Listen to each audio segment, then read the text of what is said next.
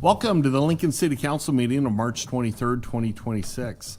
Please be advised a copy of the Open Meetings Act is posted at the back of the chambers by the northwest door. Let us all please rise for the Pledge of Allegiance, followed by a short moment of silent meditation. Please remain standing if you are able. I pledge allegiance to the flag of the United States of America and to the republic for which it stands, one nation, under God, indivisible, with liberty and justice for all.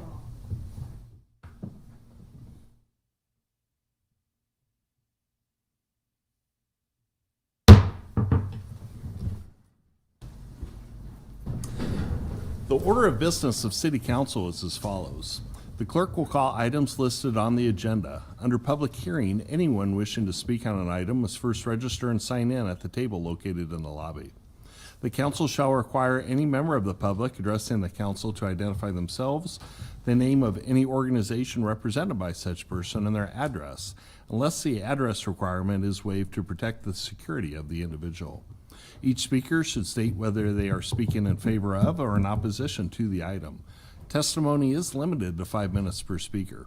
Anyone wishing to speak on an agenda item shall come forward after the clerk reads that item and the applicant has presented.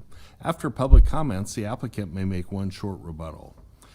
After all public hearings, the council will vote on resolutions and items listed under third reading.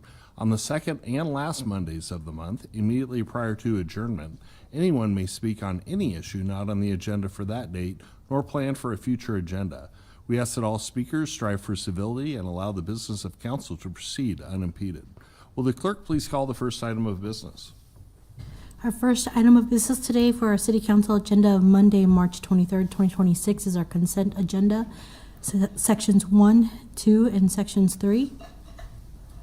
All right. Do we have any staff reports on the consent agenda items? Seeing none, is there any member of the public that would like to comment on the consent agenda items? Seeing none, we can proceed. We can vote on these items. Item 1A is reappointing Jim Johnson and Dan Worth to the Historic Preservation Commission for terms to expire April 15th of 2029, introduced by Becky is. So moved. Second by Washington. Any discussion? Seeing none, please call the roll. Becky is. Yes. Schob. Yes. Duden. Yes. Washington. Yes. Weber. Yes. Bowers. Yes. Carlson. Yes. Motion carried 7-0. Item 1B is reappointing Doug Kreifels to the Board of Mechanical Examiners for a term to expire April 4th of 2029, introduced by Becky is. So moved. Second by Washington. Any discussion? Seeing none, please call the roll. Schob. Yes. Duden. Yes. Washington. Yes. Weber. Yes. Bowers. Yes. Beckius. Yes. Carlson. Yes. Motion carried 7-0. That concludes section 1 of our agenda. Our consent agenda, Section 4 is our public hearing liquor resolutions. I'll call item 4A and 4B together.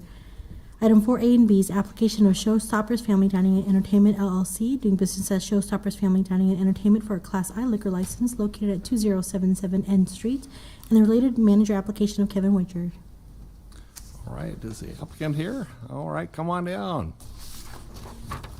There's microphones on either side there. Darling, you send me. I know you send me. Darling, you send me. Honest, you do.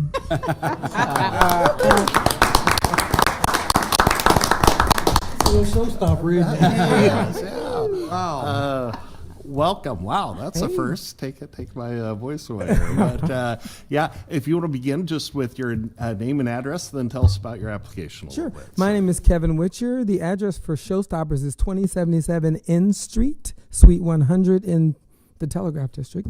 And we are applying for a new liquor license to open the restaurant in 1 month. All right. Any questions, council? No questions, but I'd like to make a comment. All right, Councilwoman. Mr. Witcher, I want to congratulate you for having a liquor license for 9 years for your previous location and having no violations. Thank you. You're welcome. Is that uncommon? Yes. Oh,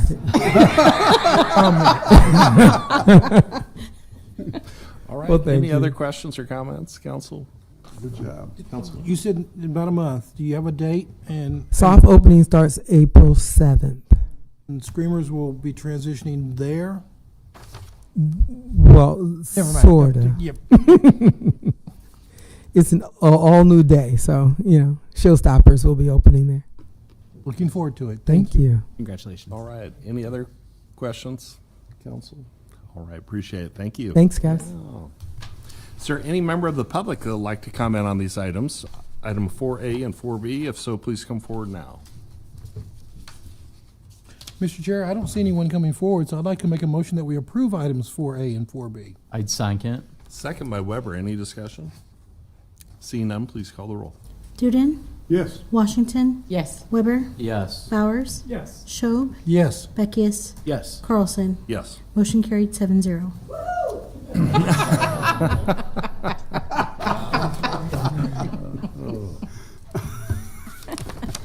That's the entertainment portion.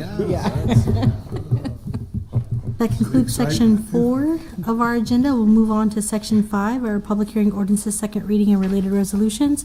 I'll call item 5A. Item 5A is approving the public market contract between the City of Lincoln and Lincoln Haymarket Development Corporation to operate and regulate a Saturday public market in the Haymarket area for a 2-year term from May 2nd, 2026 through and including October 9th of 2027. Hello, Hallie Salem, Urban Development Department, 555 South 10th Street. I did not prepare a musical number for this. I'm sorry. Before you is an ordinance approving a 2-year contract with Lincoln Haymarket Development Corporation for the operation of the Saturday Farmers Market. The term of the contract is 2 years, May 2nd, 2026 through and including October 9th, 2027. Really, we hadn't made any significant changes except for the dates. Locations and sellers' requirements are all the same as the last 2-year contract. Any questions? Council, any questions? Pretty straightforward. Thank you, Ally. Thank you. Is there any member of the public that would like to comment on item 5A? Please come forward now. Seeing none, we can proceed. I'll call item 5B, change of zone 26004, application of Centerpoint to change the zoning designation from P Public District to R4 Residential District on property generally located at 2220 South 10th Street. Welcome, Mr. Gergen. Good afternoon. Tim Gergen, Clark and Anderson, 1010 Lincoln Mall, representing the owner of this property.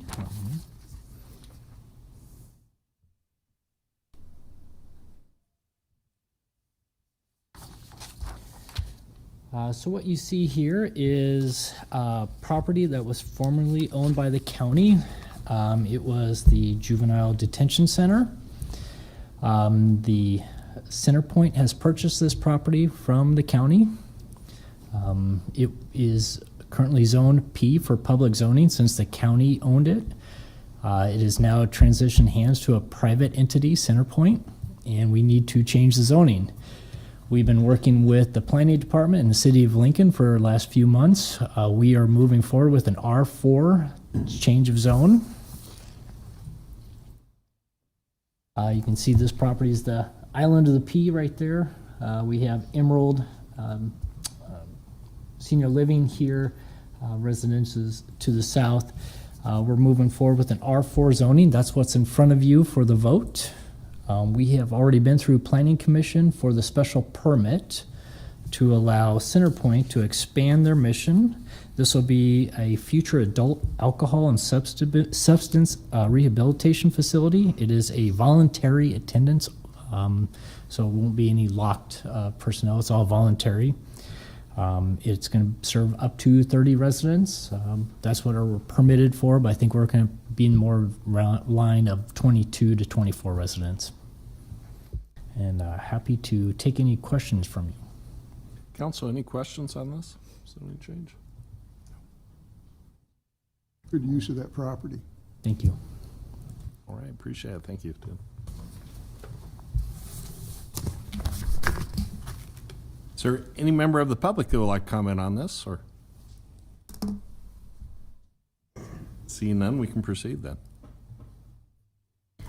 I'll call item 5C. Item 5C is text amendment 26002, request of the City of Lincoln Planning and Development Services Department to revise the conditions for accessory dwelling units in the R1 through R4 zoning districts by amending the following Lincoln Municipal Code chapters: 27.02 definitions, 27.06 use group, 2760 planned unit development district, 27.62 conditional uses, 27.64 use permits, 27.65 community unit plan, and 27.72 height and lot regulations.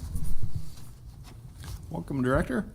Good afternoon, David Carey, Director of the Planning and Development Services Department, 555 South 10th Street. I am pleased to be in front of you today to request your consideration of this text amendment to address accessory dwelling units. And what I would like to do is kind of give, for people watching as well as for those in attendance, a little brief overview of what an ADU is, as well as kind of how we got to this point, and then a little bit about what's in the proposal, and see if you have any questions at that point. So as we know that housing availability and the cost of housing is a major need in our community, it's that way across the country. We are not unique in that, but we here locally are trying to do everything we can to address that situation. And one way to do that would be to discuss further accessory dwelling units. And accessory dwelling units are, or ADUs, we've used the ADU term moving forward. It's a building that is subordinate or a portion of a main building to use as a second dwelling. That's how we define it here in Lincoln. And currently, ADUs are conditionally permitted in the R1 through R4 residential zoning districts. I think a key point to point out is that in 2017, we added accessory dwelling units to our code. So it's been about 8 years of in existence here locally. And in that change, what we did was we required the minimum lot size to be the minimum size needed to have a two-family unit on the lot. In other words, to have like a duplex on the lot. What that does is that it requires a significantly larger size lot, especially in the R1 through R3 residential zoning districts. That limitation limited the availability of residential lots in the R1 through R4 to only about 24% of them being eligible to even have an ADU, let alone go through the rest of the process to get approved. The proposed change we have in front of you today, the main change is to remove that requirement and to allow an ADU on a residential lot in R1 through R4 that meets the basic lot size of a single family. And so what that does is that expands the opportunity for an ADU in those zoning districts to about 80% of lots that are out there. And the reason why it's 80% is that there are several lots that are usually older lots that are much smaller that don't even meet that basic requirement for a single family, but they're still legal lots. They still have a house on them, but they wouldn't be able to have an ADU, which is fine in this proposal. So we're asking you to consider this today. I'll talk a little bit about how we got to this point. So we had very few ADUs come forward and get built over the last 8 years because of that limitation. We want to free that up, open up the opportunity, and allow for the market to more dictate kind of the demand that is out there, that we think we'll have more of those to happen if this proposal is approved. We did conduct significant outreach to stakeholders. We had conversations at the Mayor's Neighborhood Roundtable with the Realtors Association of Lincoln, with the Home Builders of Lincoln, with NeighborWorks Lincoln. We have had discussions with AARP, as well as with several individuals and with neighborhood associations. So we did take our time with this. We wanted to make sure that this information was shared and we got as much feedback as we could get. And while the response hasn't been unanimous in support, the overwhelming majority has been in support of this proposal. I think there is still some concern out there about the impact in residential areas with having more of these units and admittedly being more rental units most likely if this were to be approved and we had more ADUs to happen. But the large majority was very supportive. There's acknowledgement that this is a part of the toolbox to try to get more residential to happen in our city. It's an opportunity to have lower cost units to be built and to be lived in. It provides an opportunity for property owners to augment their income, to perhaps make their housing situation more affordable by having an additional unit to rent out. And a very large part of this is for our aging in place opportunity opportunities for our aging population. I think that that is something that we've heard loud and clear from our partners at AARP, and we believe that as well, and that's another reason to do this. I'll walk through a little bit about what is changing and what is not changing, and then we'll see if there's any questions, and we'll see if we have anybody that's going to testify on this. So the basic things that are changing in this proposal, again, I'll go back to that lot area requirement. We are proposing to change the minimum lot area for a single-family unit, not for a two-family opportunity. So that does open up a lot more lots to be qualified for this. We are proposing to modify the setback requirements. Currently, we make it very difficult for a separate ADU that is outside of the footprint of the main unit to be able to be sited on a lot. So we're trying to provide some flexibility so that that can be more easily accomplished. We are exempting the accessory floor area totals. We're not going to count under this proposal the floor area of the accessory dwelling unit against the lot's limit of accessory floor area in general. Think of sheds and garages and things like that. So that's a way to make sure that more lots can qualify for having an ADU on it. We're adjusting the height requirement as well. The ADUs under this proposal would follow the height limit of the zoning district without the current restriction prohibiting an ADU from exceeding the height of the main building. So in other words, usually in these districts, it's a 35-foot height limit. We would allow the ADU to actually go to that if it was desired, instead of an artificial limitation if the existing main unit is lower than that. And we also are clarifying that you could have one short-term rental out of the two units if you had an ADU on a lot with the main unit, but not both could be short-term rentals. That's another way of balancing some of the concerns that are out there about too many short-term rentals being out there.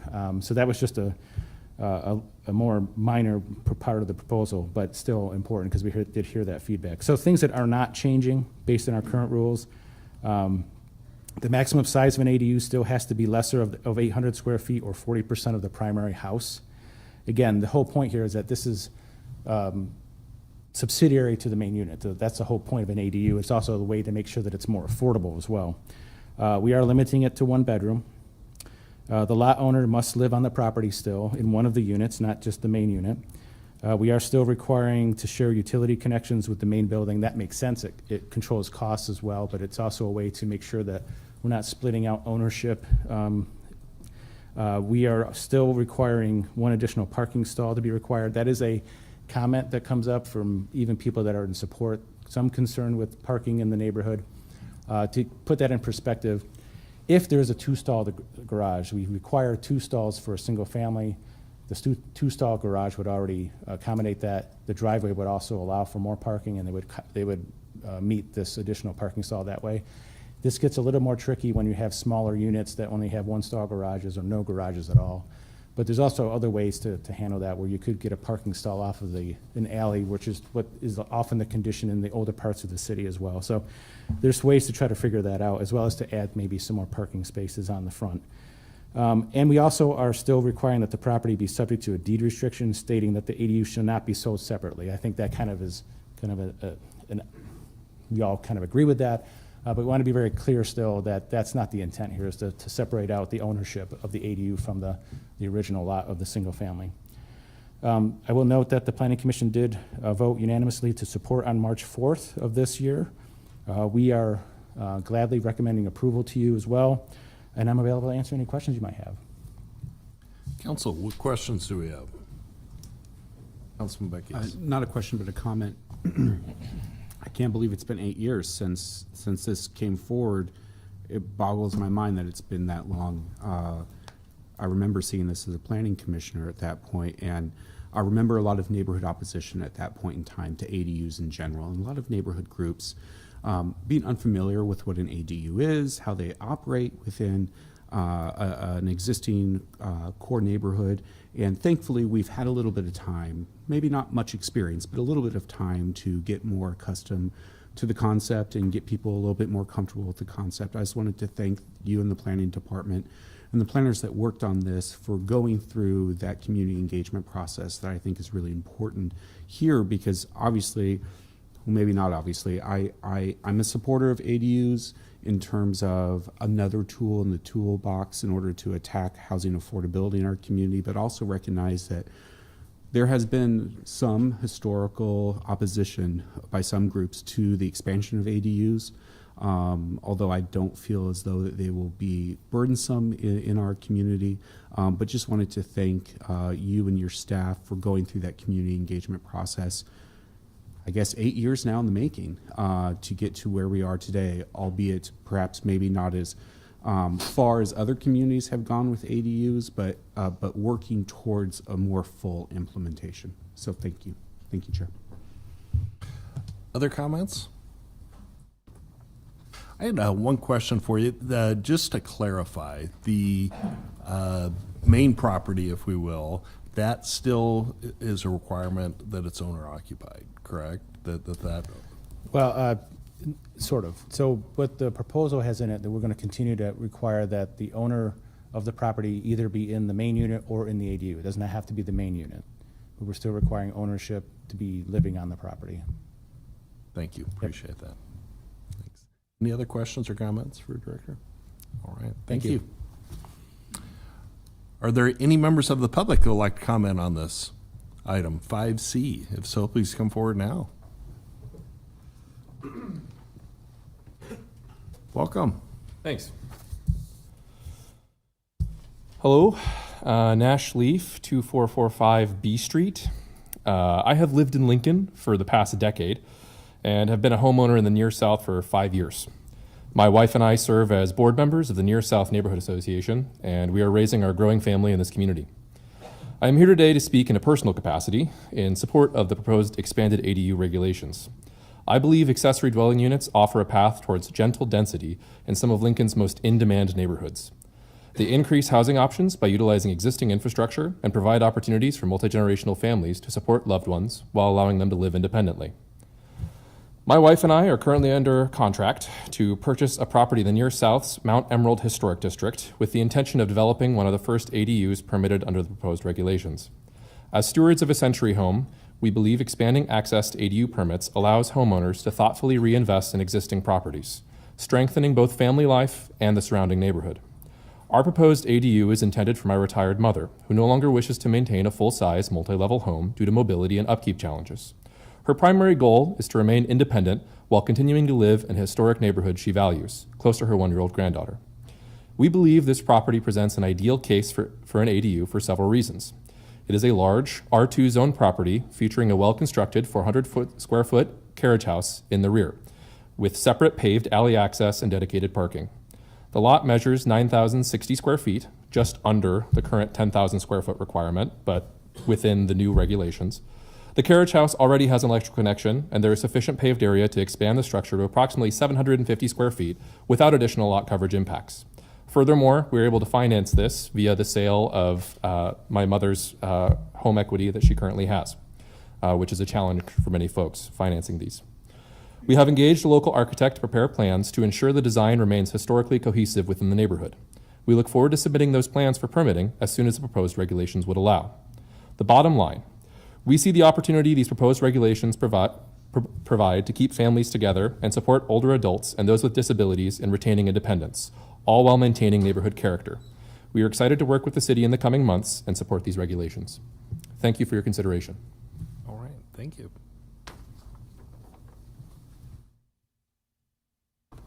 Other members of the public, welcome. Good afternoon. Roy Helm. I identify with the pronouns of he and him. I reside at 2750 South 13th Street, which is on Oto, Missouri land. I speak in favor of this proposal, and I first want to start out, I attended the committee hearings that the state was having regarding ADUs, and I just wanted to say to Director Carey that I thought that he presented the city's position very well and spoke very eloquently, and much more so than I did at that hearing. But I think it's important for us to take steps to increase the opportunity for this type of housing.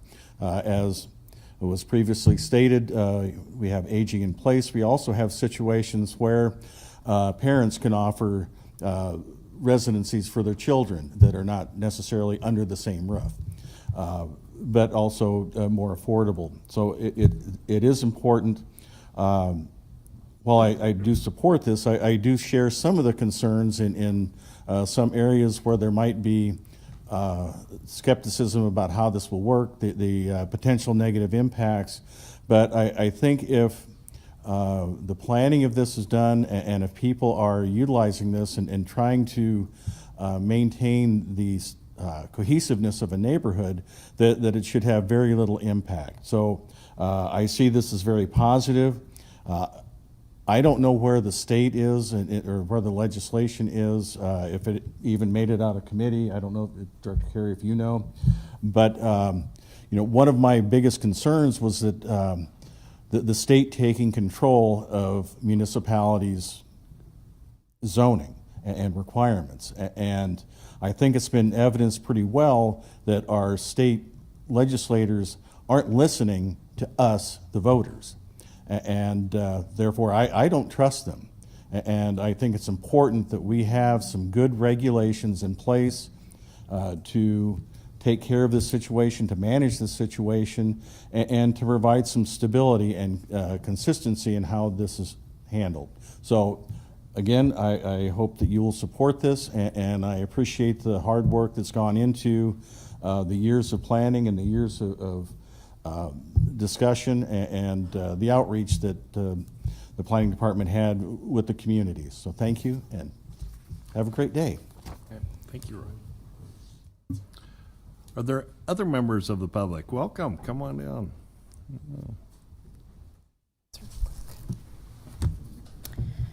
Chair Carlson and members of the council, my name is Gina Ragland. I reside at 1660 La Plata Court here in Lincoln, 68521. Been a resident for over 22 years.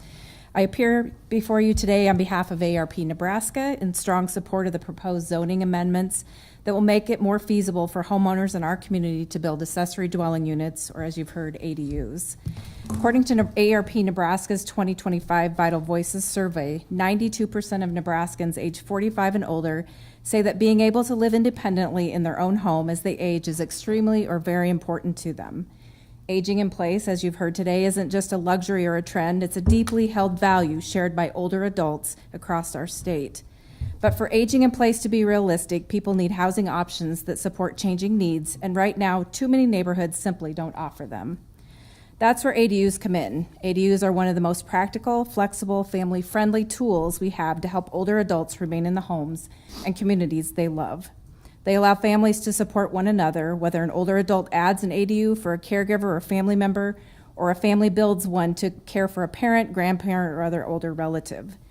ADUs help people stay connected, reduce social isolation, and delay or avoid the need for more expensive, higher levels of care. The zoning amendments before you today don't overhaul the characters of our neighborhoods. They simply remove barriers that prevent homeowners from creating these much-needed housing options. Allowing ADUs on standard single-family lots, enabling the conversion of existing garages or accessory structures, fixing height and floor area limitations, and clarifying how short-term rentals apply, these changes make the code more practical and workable. Just as important, these updates give older adults and their families real choices. That they make it possible to downsize without leaving a beloved neighborhood, bring family closer for support, or create a private space for caregivers that preserves independence and dignity on both sides. They also provide opportunities for modest rental income, helping older adults manage costs while staying in their homes longer. Other communities have already modernized their zoning to allow ADUs because they recognize that our population is aging and our housing needs are continuing to evolve. This amendment allows our city to do the same, to respond proactively, compassionately, and responsibly to the needs of our residents. Supporting these zoning changes means supporting families, stability, and healthy aging. It means giving longtime residents the ability to stay rooted in the neighborhoods where they raised families, built relationships, and contributed to the community.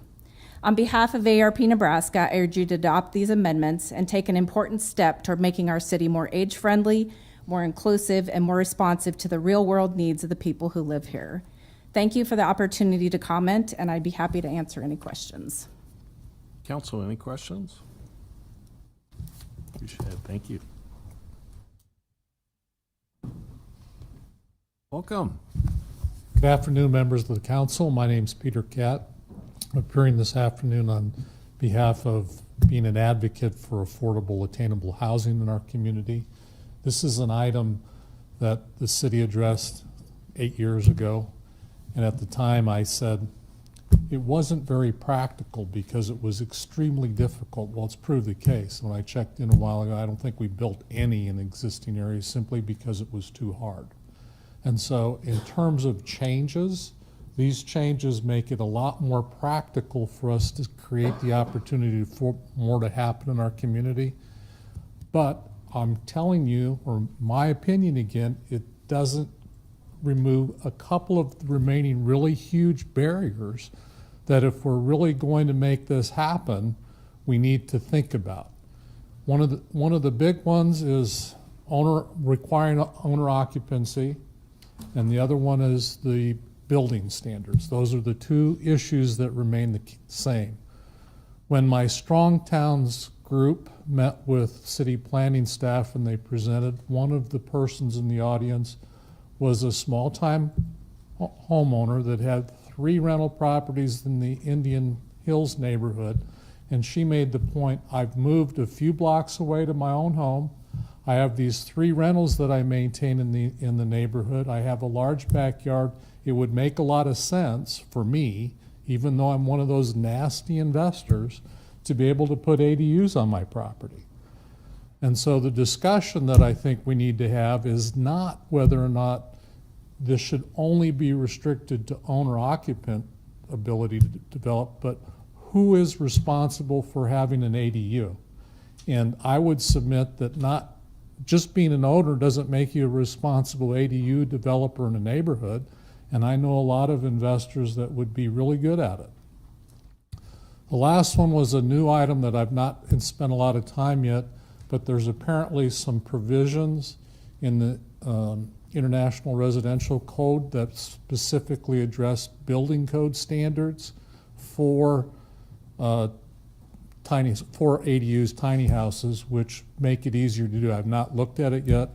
My thought had been, let's make it possible to use park model trailers that could come in and be put on permanent, because it is extremely difficult and expensive to custom design an ADU on every property. If we're serious about having this provide any number of units, we need to make it simplified and repeatable to be able to have the market step in and do it at an affordable cost.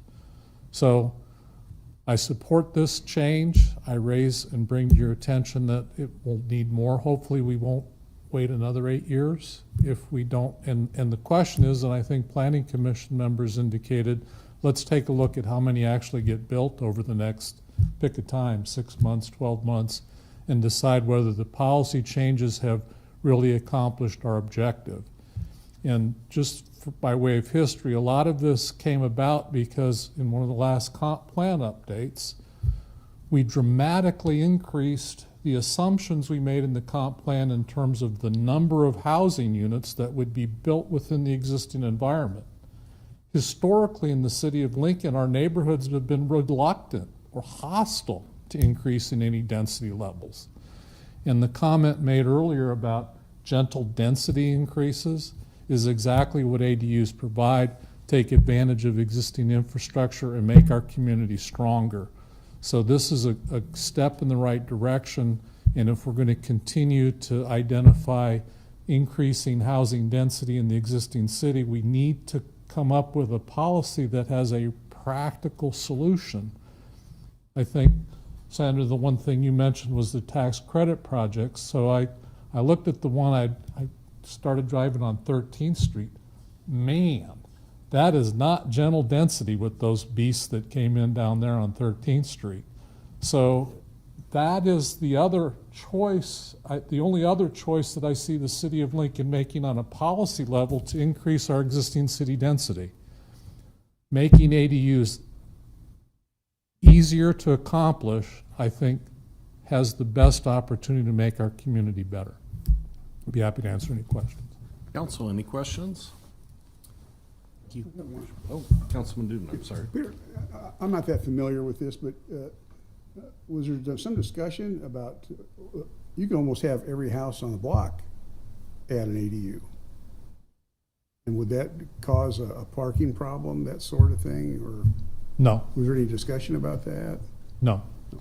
That's like saying an asteroid could come and wipe out the city of Lincoln. The reality is the marketplace won't let that happen. It's not practical that's going to happen. If you create the opportunity, the biggest risk is that you make it so hard that nobody does anything. Yeah. Okay? Yeah. And that's the case. I think the best problem we would have would be to start saying, oh, we're overwhelmed with ADUs, and then figure out the best way to dial it back. At this point, it's way too restrictive, and we need to find a way to make it easy, and then let's deal with the problem of too many ADUs. That's not our problem today. It's the lack of ADUs. It's the lack of opportunity to be able to easily go get them into our community. So I understand the concern. I don't believe it's likely to be a threat. Councilwoman Washington.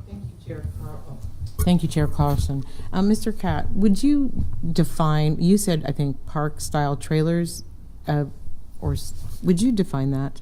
Sure. So, there's several different standards of what you can build. Mm-hmm. Communities use a building code. Lincoln's the International Residential Code. At a national level, there's also some national building codes. At the national level, there's a manufactured housing, which people call trailer houses.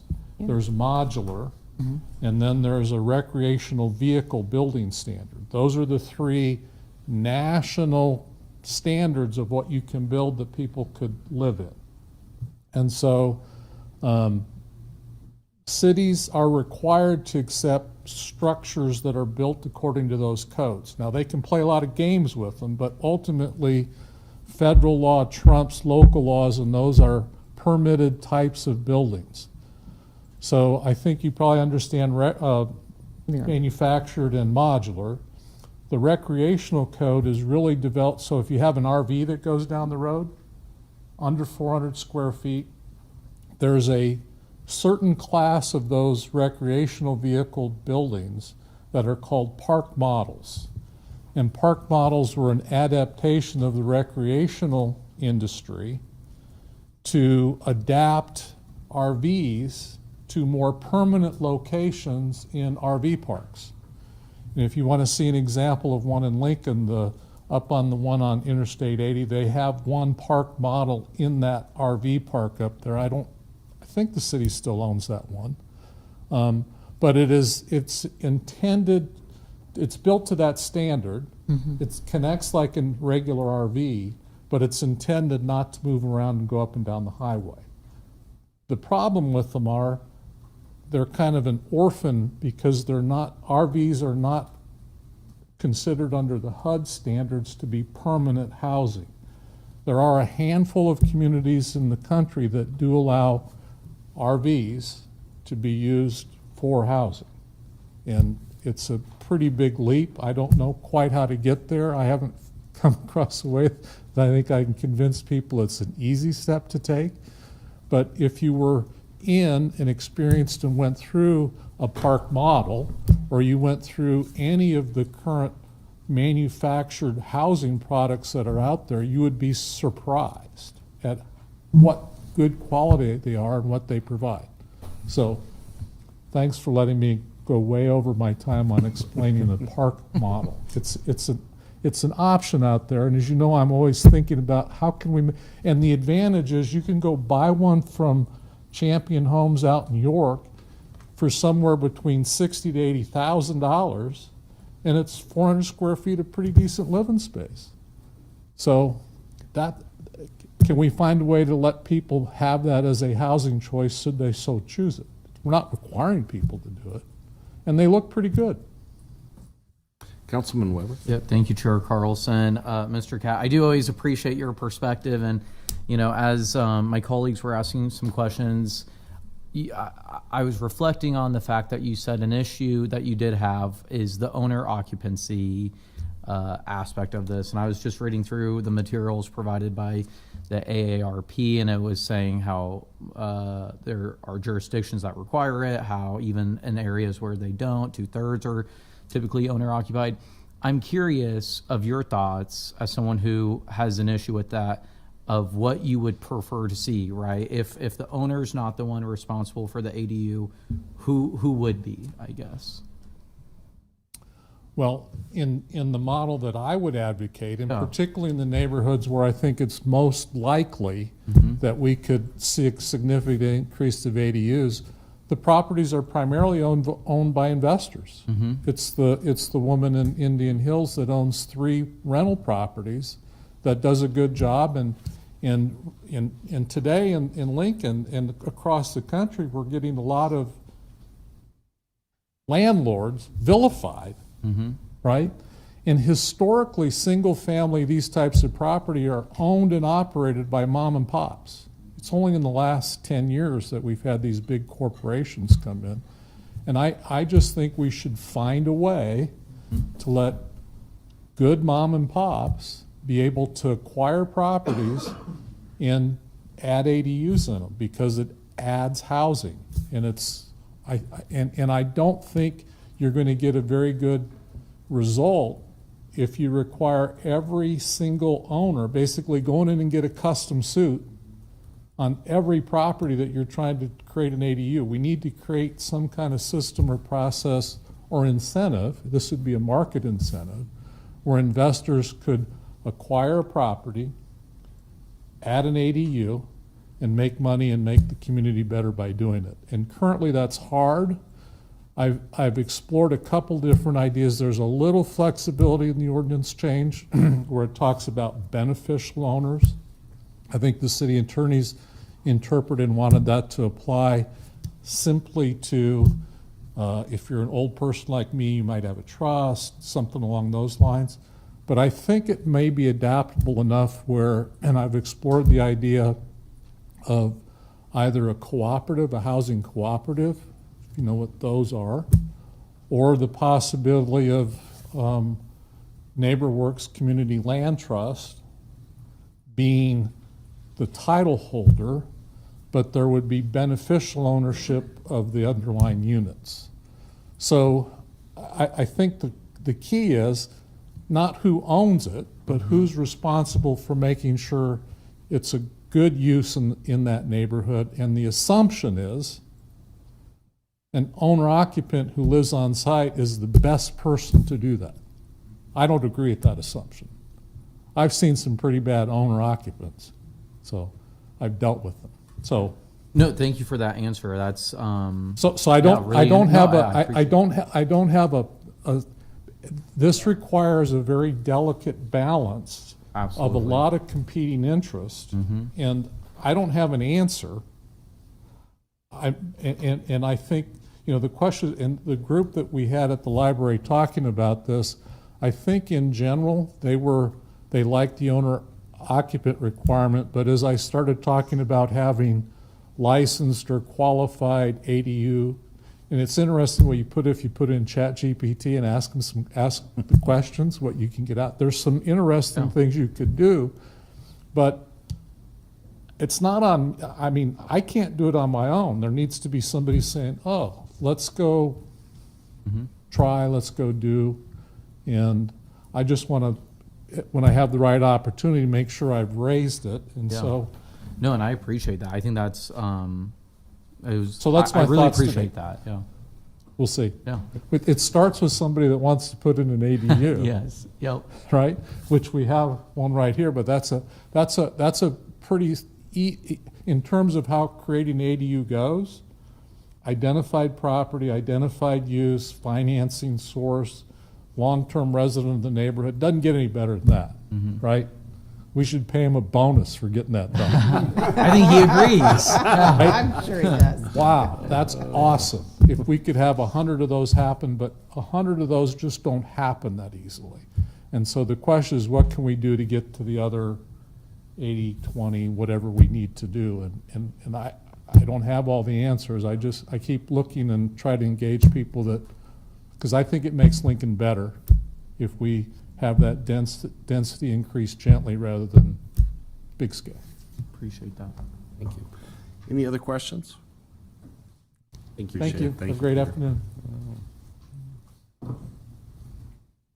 Welcome, Counselor. Good afternoon. My name is Ann Post. I'm an attorney with Rumboldt Ludke Law Firm. I'm here on behalf of the Home Builders Association. My address is 1128 Lincoln Mall, Suite 300. Well, for 75 years, the Home Builders Association of Lincoln has promoted home building through professional education, member communication, and civic participation. Part of that mission includes partnering with government departments, with government officials to support policies that promote home building. This proposal to expand the opportunity for homeowners to add an ADU to their lots is a great opportunity for that advocacy. When our community facilitates more housing choices, we create community growth, we support affordability, and we promote efficient use of infrastructure like our water and sewer and streets. So on behalf of the Home Builders Association, we are excited to support this proposal. We want to thank the Planning and Development Services Department for meeting with the home builders to explain this proposal. And we look forward to making these types of homes a reality for Lincolnites. So with that, I'm happy to answer any questions you might have. Council, any questions? Thank you. Thank you. Are there any other members of the public who would like to comment on this item 5C? 5C, if so, please come forward now. Sure. Yeah, Can I Councilman call David Dune. Carey? All right. Director Carey. Help us out. What is the motivation for these ADUs to be owner occupied? Well, a lot of it has already been commented on in the conversation with the testifiers. I know that the conversation around the owner-occupied requirement is a balancing of what neighborhoods are looking for and what property owners that might want to do an ADU are looking for, with the, considering that restriction may be limiting additional amounts of ADUs to be built and to be lived in our neighborhood. So certainly the owner-occupied aspect of this is something that the older neighborhoods have voiced pretty consistently as being important. And I don't disagree with that, but I do, getting back to Peter Katz's comment about that is a limitation, I do agree that that's a limitation. Yeah. I think as I was sitting there and considering the different comments in the conversation, I do think the best course of action at this point in regard to that is to see what happens over the next X amount of time with these new rules in place and see if that limitation is truly limiting getting more to happen. Okay. I think that's the best way to do it. We have a history of doing it that way. I'm comfortable with that. I'm also comfortable with considering some of these other ideas. I think that's part of what we need to be doing here when it comes to the housing costs and constraints that we have. Absolutely. Thank you. Councilwoman Washington first. And then Thank you, Chair Carlson. Director Carey, I understand the conversation we've just had, and I appreciate Mr. Catt bringing this forward. I also like the idea of this sort of moving quietly or making small steps toward the goal to see, what works for Lincoln.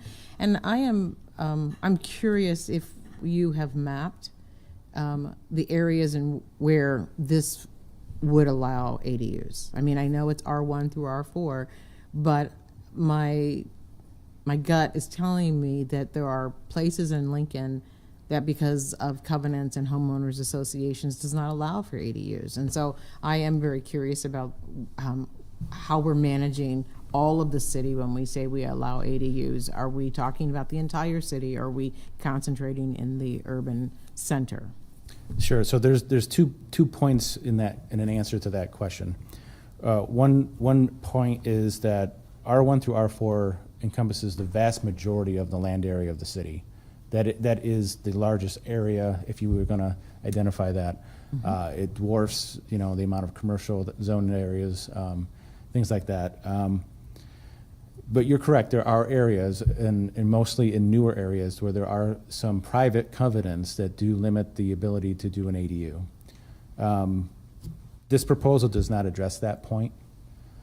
I think it's something that we should discuss, but I also will be very clear, and our friends from the city attorney's office helps me along the way, that those are private contracts effectively between a homeowner and that homeowner association.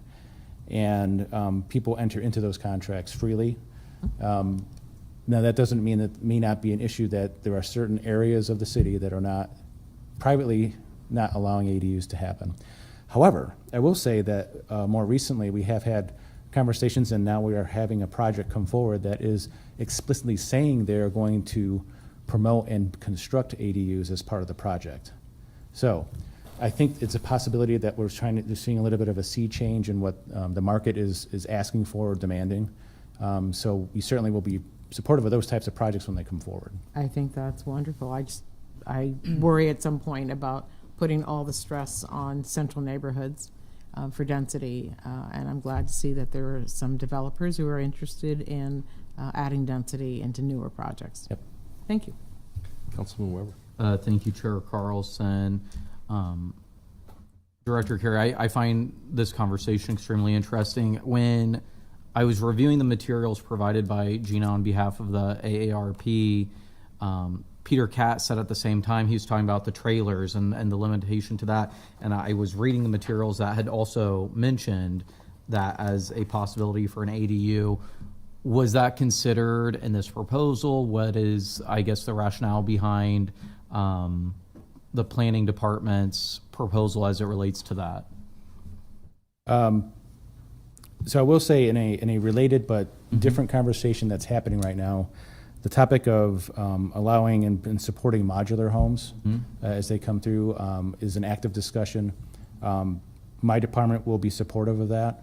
A lot of the reasoning for that is that that type of construction, those types of units are already basically pre-approved. They prove that they follow the basic building codes and things like that. So absolutely there's an opportunity there to bring in units that the hope is have a lower starting point of cost of construction. And certainly ADUs can be part of that. We're also working on, just so everybody knows, we're working on permit-ready plans for ADUs. So they would be examples of ADUs that somebody could take off the shelf on one of our shelves upstairs or online and say, I want to build this, and that basically if they're committing to doing that they would get approved. So those are nuanced ways getting back to kind of like what else can we do? Yeah. I don't know enough about the specific version of what Mr. Catt was talking about. I'm more than willing to learn about that. I can't. You answered my question. Yeah, I can't so stand here appreciate today and say like that's a green light. Yeah, no, absolutely. I was just curious, and you definitely answered it, so I appreciate that. Thank you, Director. All right. Any other questions for the Director? Thank you. Thank you very Appreciate much. it. All right. We can go ahead then proceed to the next item. That concludes section 5 of our agenda. We shall move on to section 6, which is public hearing liquor resolution, section 2. I'll call item 6A is public hearing for the cancellation of the Class C liquor license of BSR Inc., doing business as the office located at 640 West Prospector Court, Suite 200. All right. In this, go ahead. Before, I think if we could, I would request a recess till 4 o'clock. I think our original notice said we would start this hearing at 4 o'clock. So. Sure. Is there a motion to recess? So moved. So moved. All in favor, say aye. Aye. Opposed? We are recessed.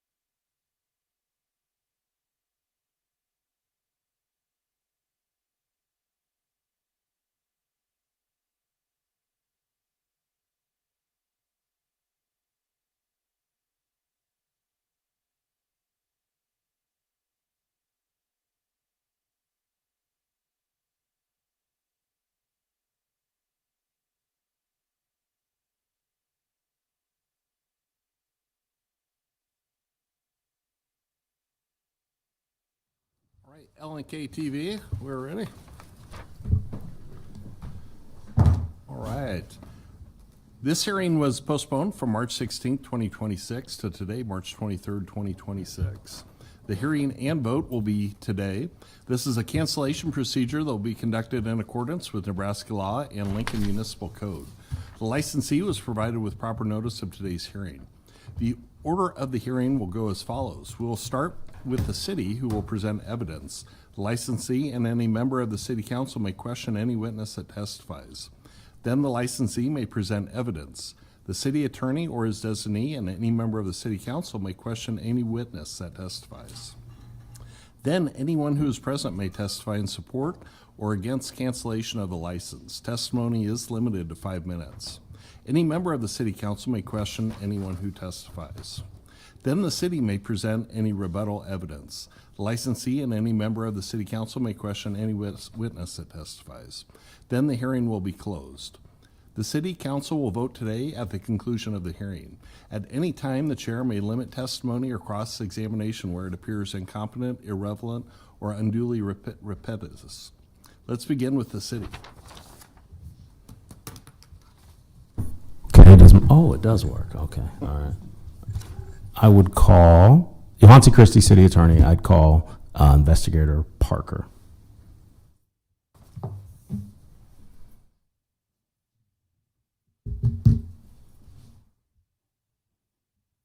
Welcome, investigator. Hello. Investigator Parker, you raise your right hand, please. And repeat, do you solemnly swear or affirm that the testimony you're about to give is the truth and nothing but the truth? I do. Okay, thank you. Please state your name. Scott Parker, SCOTTPARKER. What is your place of employment? Lincoln Police Department. What do you do for the Lincoln Police Department? I'm the alcohol investigator for the police department as well as the city of Lincoln. What are your duties for the police department? Processing new applications for new licenses, changes in licenses, and changes in managers for licenses that are existing, as well as investigating and conducting follow-up on alcohol violations at licensed establishments in the city. And you referenced license a few times. Are you talking about liquor licenses? Yes, sir. Correct. Do you work with the Nebraska Liquor Control Commission? I do. Okay. Are you familiar with an establishment called The Office? I am, yes. What type of business is this? It's an adult entertainment establishment that also holds a liquor license. Is the address, well, do you know the address? I do, yes. What is the address? 640 West Prospector Court, Suite 200. Okay. Does BSR Inc., is that the entity that owns this business? It is, yes. Okay. Who is the manager of this business? Steve Stevenson. Who are the owners of this establishment? Britton Zywick, Steve Stevenson, and Brooke Chure, along with Daniel Thomas. Okay. Could you maybe spell Brent's last name? Yeah, Zywick, Zywiec. Could you also spell Brooks' last name?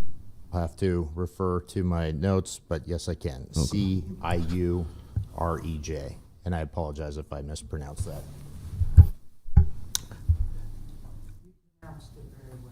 Oh, thank you.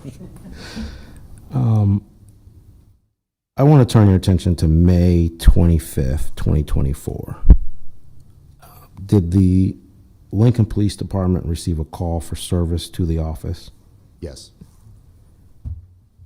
Could you briefly summarize the event that led to the call for service? Yes, there was a disturbance and ultimately gunshots fired in the parking lot immediately outside of the establishment that led to a double homicide.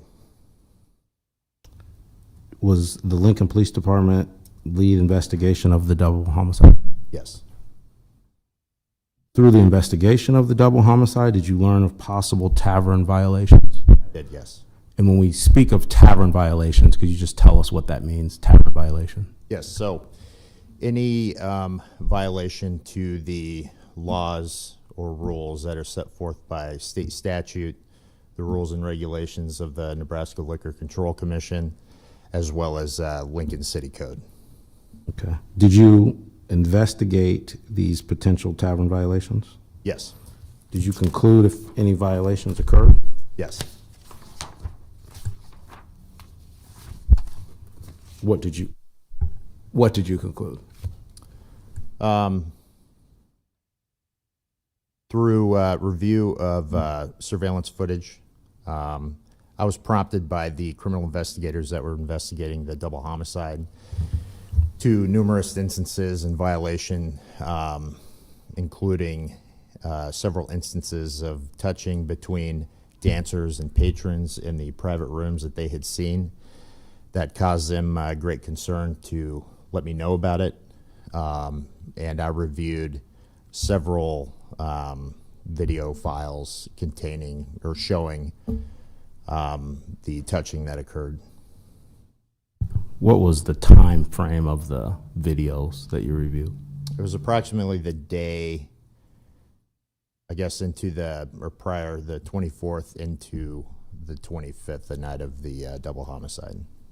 Okay. Did you review any other video time frame? I did after the initial investigation, yes. Could you explain that, please? Yes. So initially we were operating under what's called consent from the ownership as they investigated the homicide. As soon as I saw the violations and the amount of them, my concern grew to the point where we need to now get a warrant for this because we're investigating something completely different. I reached out to a colleague that works in the special victims unit who specializes in these types of things. My reasoning was twofold. One, I am not a specialist when it comes to digital evidence, and this investigator is, as well as my concern that there may be some sort of sexual trafficking going on, potential prostitution going on, to ensure that we have appropriate outcomes for the potential victims, if we find any in our investigation. And so what was the time frame? It was approximately a month before the murder, that what we had access to through the DVR. Okay, so we're talking April 2024, on or about April 2024 to on or about May 25th, 2024. Correct.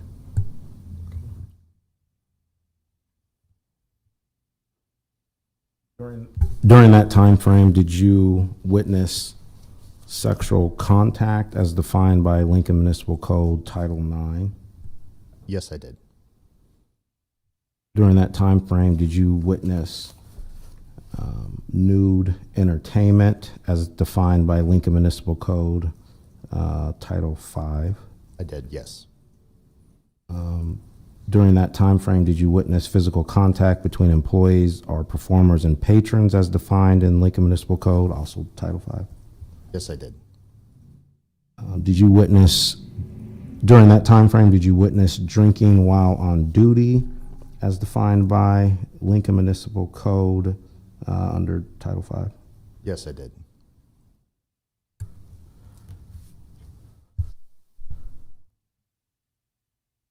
Are you aware of any other tavern violations? Yes. We were made aware of a overdose death that occurred in 2021, approximately end of November of 2021. That was being investigated by the Sarpy County Sheriff's Office. We reached out to them to, I guess, inquire about their case, and I was able to review their case file in full and at least some of the surveillance footage that they gathered during their investigation from the office. And could you describe what the tavern violation was?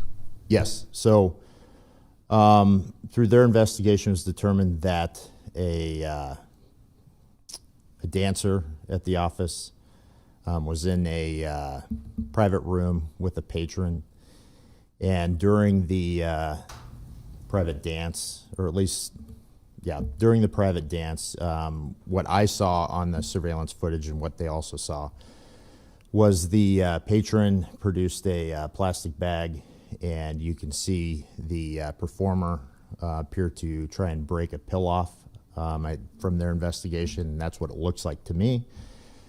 And then ultimately, once she was successful in doing that, the bag was returned back to the patron, and they both left the private room area. Did this happen on or about November 29th, 2021 to November 30th, 2021? Yes.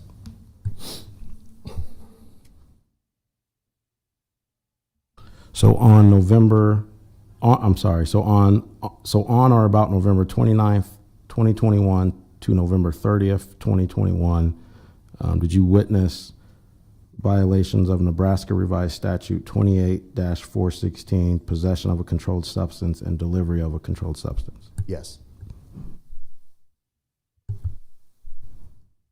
Are you aware of any other tavern violations? Yeah, we became aware that early part of December of 2024, one of the owners, Daniel Thomas, had gotten into an altercation with a patron. I don't know exactly what had transpired, but the crux of it was he pulled a firearm on the patron, and we were not notified of that.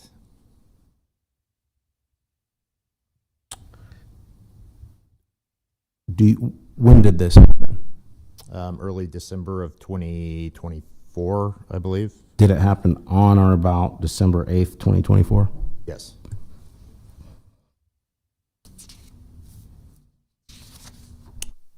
So on or about December 8th, 2024, did you witness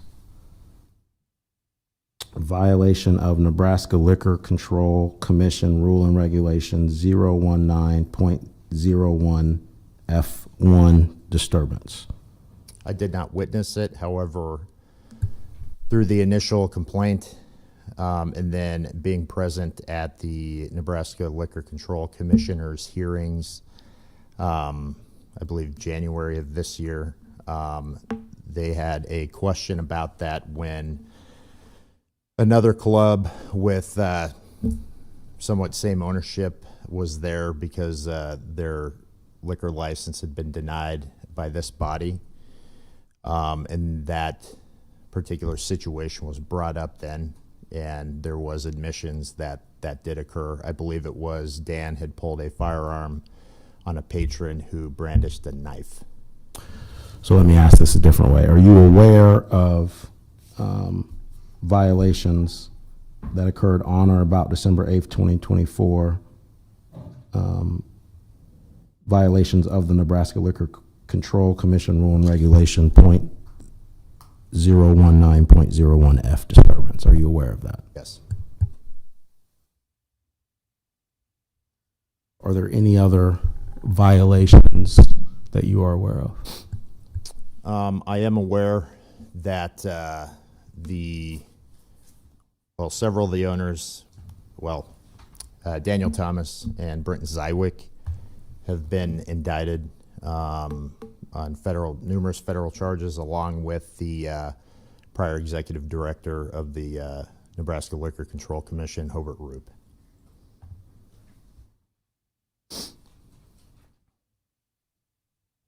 Okay, we'll get to that, I think, but are you aware of any other tavern violations? No. Okay.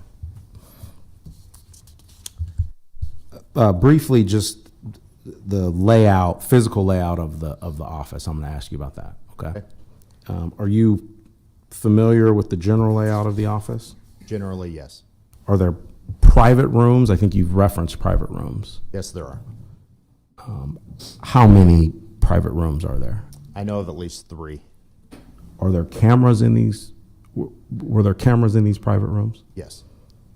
Where do the cameras broadcast to? I know that there are, so in the office behind the bar, there's a monitor or bank of monitors that were hanging on the walls that could be reviewed by anybody back in the office area. And I do know, at least previously, I'm not sure if it's still this way now, but at least the front door person had the ability to review at least some of these surveillance cameras on an iPad style tablet or monitor from their station.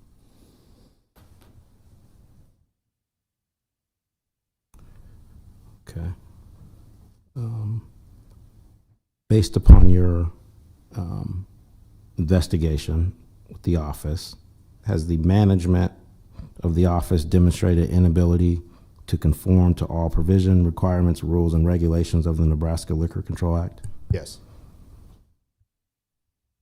Based on your investigation, has the management of the office demonstrated an inability to conform to all provisions, requirements, rules, and regulations of pertinent city ordinances? Yes. Based on your investigation, has the management of the office demonstrated an inability to conform to all provisions, requirements, rules, and regulations of pertinent Nebraska state law? Yes.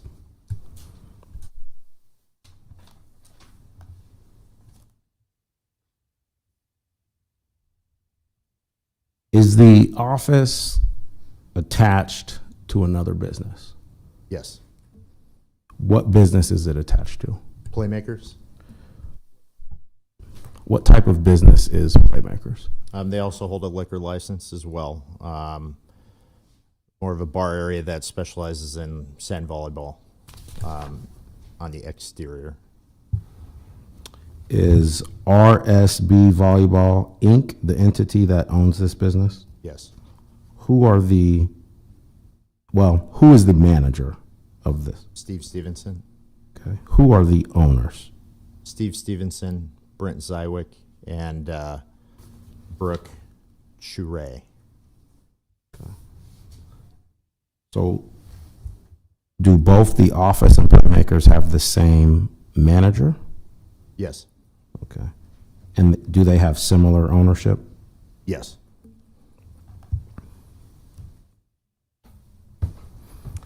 Is there a concern with the liquor license at Playmakers? Yes. Okay.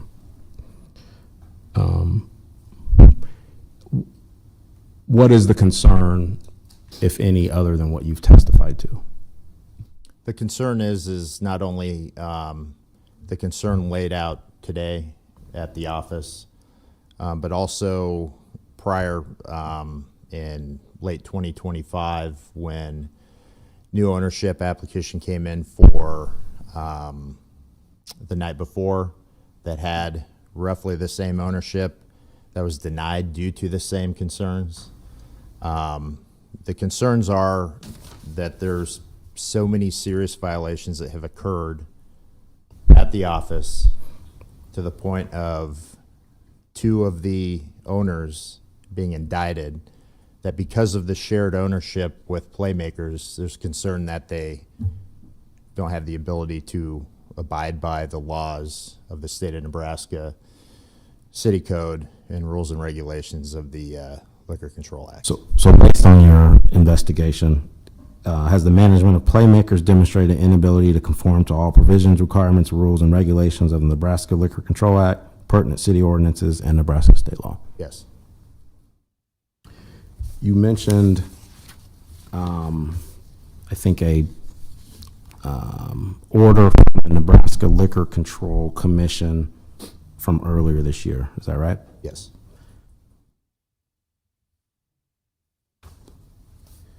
And is that order from January 9th, 2026? Yes. And is that order in regards to the application of the Night Before LLC doing business as the Night Before Lounge? Yes.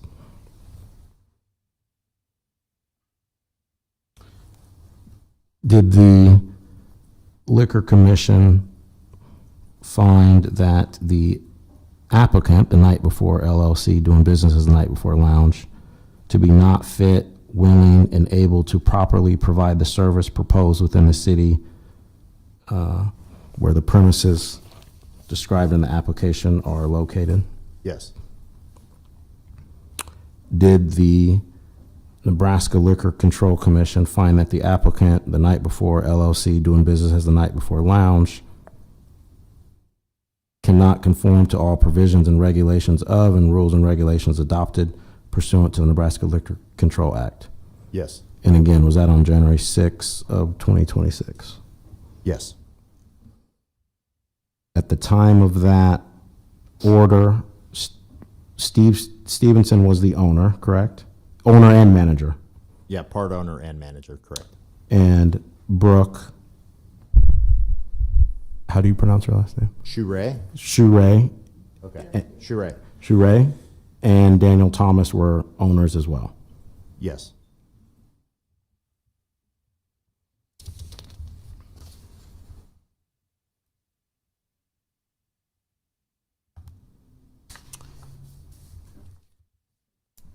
You mentioned earlier, federal indictments. I think you listed 3 people that have been federally indicted. Is that right? Yes. There are Okay. actually a total of 4, but 3 associated with these properties. I'm not aware of exactly what the other one is in regards to. Okay. And could you tell, sorry, geez, I'm not used to this. Could you tell us again the 3 individuals that were federally indicted? Yeah, Daniel Thomas, Brent Zywick, and Hobart Roop. Is it true that on May 28th, 2025, Hobart Roop was federally indicted for criminal behavior associated with liquor license establishments to include the office? Yes. Is it true that on May 28th, 25th, Brent Zywick was federally indicted for criminal behavior associated with liquor license establishments to include the office? Is it true that on November 18th, 2025, Daniel Thomas was federally indicted for criminal behavior associated with liquor license establishments to include the office? Yes. Is the time frame for these indictments from on or about January 1st, 2022 to on or about May 28th, 2025? Yes.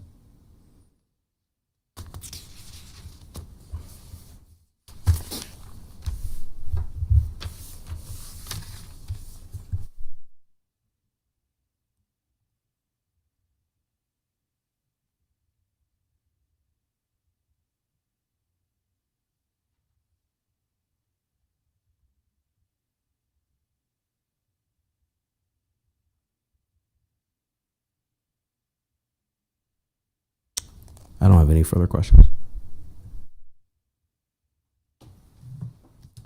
All right, then I believe next up, the licensee has the opportunity to question the witness, correct? Mr. Say? Yeah, correct. If the licensee would like to, they can come and ask questions of any witness, so. Please raise your right hand. Do you solemnly swear or affirm that the testimony you're about to give is the truth, and nothing but the truth? Yes, it is. Thank you. If you want to start with your name and address first. Steve Stevenson, 8107 Patrick Avenue, Lincoln, Nebraska, 68524. How you doing? Good. Good. Okay, so I just have a couple of questions, or I guess a statement or a question of making facts correct. Daniel Thomas was not there at that incident that you brought up with a gun being drawn and a knife being pulled on one of our owners. It was a different person. Dan Thomas was not even on the property at that moment. So when the video was used, that's our video that we have during the whole place. We have 29 cameras. Is that correct? I guess. It is 29. It is 29 cameras, and we gave all the video to the investigation when the murder happened, correct?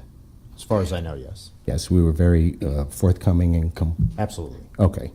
I even had one of the owners actually went and testified against the perpetrators in this case. Is that correct? I'm not aware of that, no. Okay.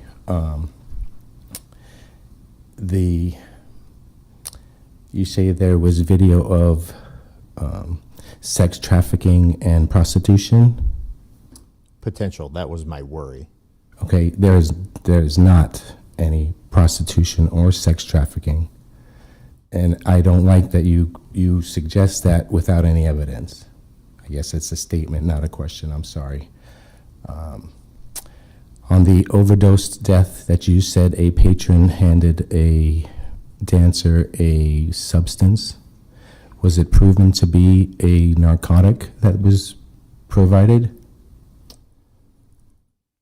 I do know, so I didn't investigate this. This was Sarpy County Sheriff's Office. I do know that the result of the autopsy was a overdose, or the death was attributed to fentanyl and alcohol intoxication. Right, but it was not related to my club. It was not proven to be anything that had anything to do with my club, with BSR, the office. Is that correct? I can't speak to their investigation. Okay.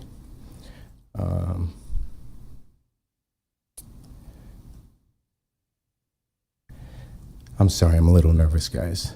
You're fine. So I'd like to speak to RSB, the Playmakers. Okay, during every single one of these incidences that you're referring to, Playmakers is not even open, nor is anybody there, staff, people, nobody. That business is managed by a different person, not the same manager at both places. The ownership is also different at both places. And so just so you guys know, this is not okay with me either, any of this, okay? So when COVID hit, I was actually only doing daytime stuff because I was afraid to get sick. Brent Zywick general managed the office. Daniel Thomas general managed the night before. And Jason Inquist is the manager at Playmakers RSB Bar and Grill. Once this happened, once we found out about the indictment and Daniel Thomas and Brent Zywick were both removed from the premises, from the company, have no financial benefit, and they are not even allowed on property, okay? The night before has been sold, pending a sale, okay? So that business would no longer be owned by us. Brooke and myself heavily invested financially in this businesses, and this is right now our sole form of financial security is these businesses. We are in the process of disassociating both Brent Zywick and Daniel Thomas from the Office Gentlemen's Club. Daniel Thomas has no ownership in RSB. It's myself, Brooke, Jason, and Brent Zywick, and he is actually being bought out of that business as we speak. Again, I guess these are more a statement than a question for you. I'm sorry, I didn't mean to get off. So I believe that RSB has not had a violation since I've owned it. It's been a part of that business. I could be wrong, but I don't believe there has been not one tavern violation at RSB. Currently, what we've been doing is we've had a totally revamped security system and training facility for all of our staff. And if you watch that video, sir, in the video, let me ask you this. In the videos that you have viewed, when you see somebody touching, a patron touching one of my entertainers, do you also see that my bouncers are going back there and removing gentlemen from the business? No. Yes, that it is happening on a regular basis. Okay, I guess that's all I have for this witness, for this gentleman.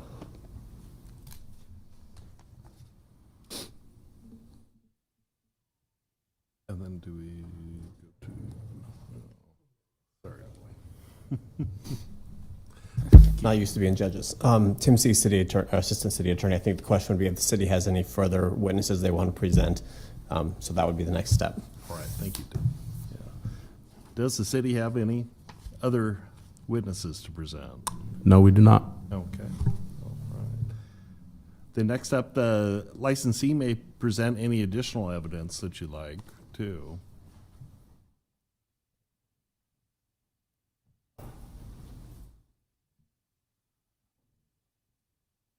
Welcome. Good afternoon, gentlemen. Ladies. Do you solemnly swear or affirm that the testimony you're about to give is the truth and nothing but the truth? I do. My name is Perry Persh. My address here in Lincoln is 808 P Street, Suite 300, in Haymarket, 68508, I believe. And I actually represent Brooke Shuray, and she would like to testify today. And I believe that there are some additional people who would like to sit and give testimony on behalf of the liquor license for both the office and for Playmakers, which is, forgive me, I've already blanked on it, but volleyball. RSD volleyball. Yes. And so with that, I assume you're comfortable with them taking the stand? Yeah, that's great. Thank you. Welcome. You can, there's two microphones there if you just want to start with your name and address. And Good afternoon, grab this. Chair and members of Lincoln City Council. My name is Brooke Shuray. My address is 2000 Southwest 21st Street, Lincoln, Nebraska. I'm going to go ahead and swear you in as well. Do you solemnly swear or affirm that the testimony you're about to give is the truth and nothing but the truth? I do. Thank you. As I said, my name is Brooke Shuray. I'm one of 4 owners of the Office and Playmakers Bar and Grill, located at 640 West Prospector Court. A few of you may remember me from the Southwest 6th Street waterline application. I love the neighborhood so much, I wanted to build my forever home just down the street from my second home. It's still a dream, but unfortunately, under the circumstances, my life has been put on hold. In 2014, I bought into the office with money that I borrowed from family. Actually, my wonderful mom, who's here and still supports me through all this. Loves me, not sports. Investing in the office and Playmakers was the single largest commitment and investment of my life. As a woman in a predominantly male-owned industry and a bartender who'd worked in gentlemen's clubs, and I had close friends who were dancers, when I was offered ownership, I jumped at the opportunity to be part of what should have been a lucrative business model. As someone who was familiar with the industry, I wanted to help protect dancers and keep the establishment professional. I have tried to do that, and to my knowledge, there have been no allegations I have been involved in any improprieties, nor has my co-owner, Steve Stevenson. I'm asking you to judge this liquor license review in a way fairness and public safety both require, on the evidence about me and on the safeguards that can be enforced now, on whether this business can be operated lawfully and responsibly going forward. 10 years ago, I, as many of us, was a very different person. I have worked so very hard to better myself and my life in order to be a positive influence and contributing member of society. Everyone in this room knows that something terrible happened outside the office on May 25th. 2 men lost their lives, and the public reporting says the shooting followed an argument outside of the club, which is accurate. I was there. That police described it as an isolated incident, also accurate, and that the criminal prosecution moved forward against the shooter. In fact, he was recently convicted on all charges. I voluntarily testified on behalf of the prosecution, and nothing I say today is meant to minimize that loss or the pain that it caused. It was tragic and it was serious, but this council is not being asked to retry that homicide case today. You're being asked to decide whether a liquor license should remain in place under a lawful, accountable management. which is our goal. You also know about the federal corruption case that became public in September of 2025. The Department of Justice press release and the indictment both name former Nebraska Liquor Control Commissioner, Director, and only two owners, Brent Zywick and Dan Thomas. Indictments are accusations, not findings of guilt. But for the purposes of this hearing, my point is narrower. I humbly request this council decide based on the persons before you, not the toxicity of the past. I was never a defendant, and I wholeheartedly cooperated with all investigations. I have been estranged from Mr. Zywick since long before the period relevant to these allegations. I voluntarily met with law enforcement, and I will testify truthfully when asked. I did not obstruct, I did not hide, I did not lie, and I did not ask anyone else to do either. The best public safety research and federal guidance built from my life policing practice points in a clear direction here. The strongest results come from multi-component interventions, not symbolism, not guilt by association, but concrete controls that reduce likelihood of assaults and other harms in the future. The data to mitigate risks in establishments with liquor licenses points to manager training, responsible alcohol service, crowd management, security planning, and coordinated oversight, most of which comes with the experience I have. And research on procedural justice shows something else important.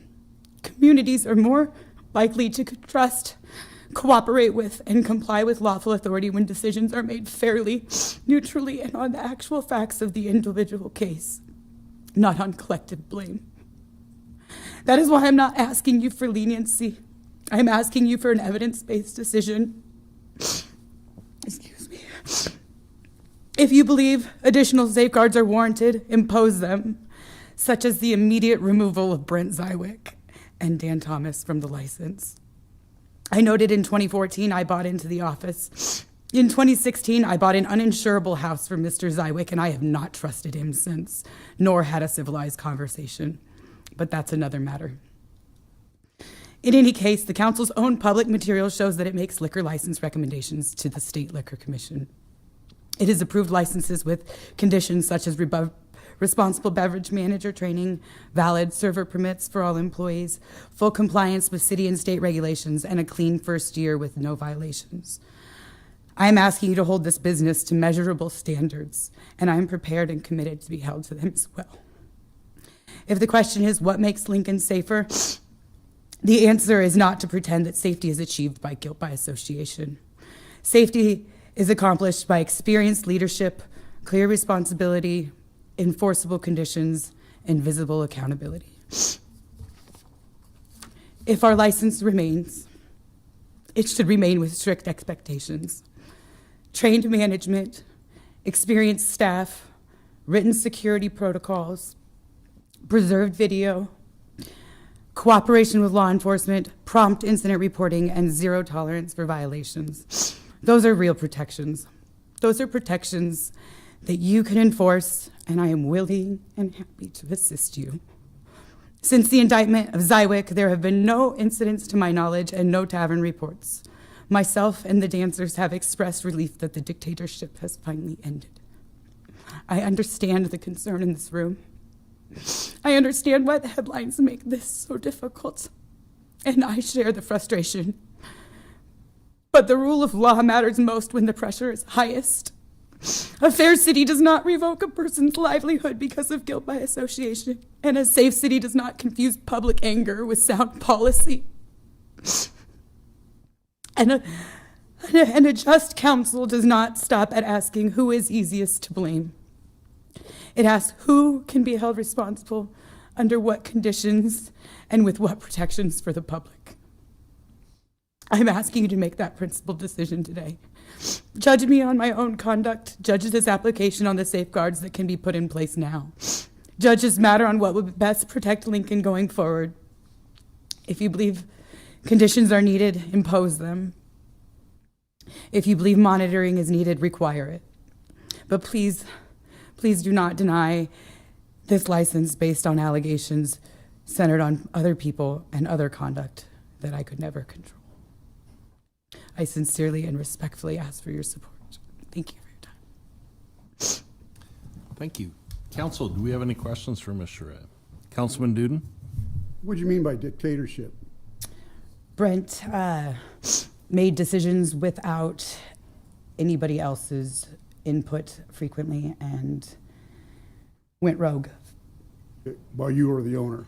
Well, yes. Okay. Other questions, Council? Councilman Bowers? I just had a couple of quick questions. Is touching allowed at the office? No. No. When they say that the office is attached to Playmakers, is it physically attached or is it just legally attached? Physically. Physically attached. Can you please respond a little bit to the statement that there had been violations of touching between patrons and dancers on video?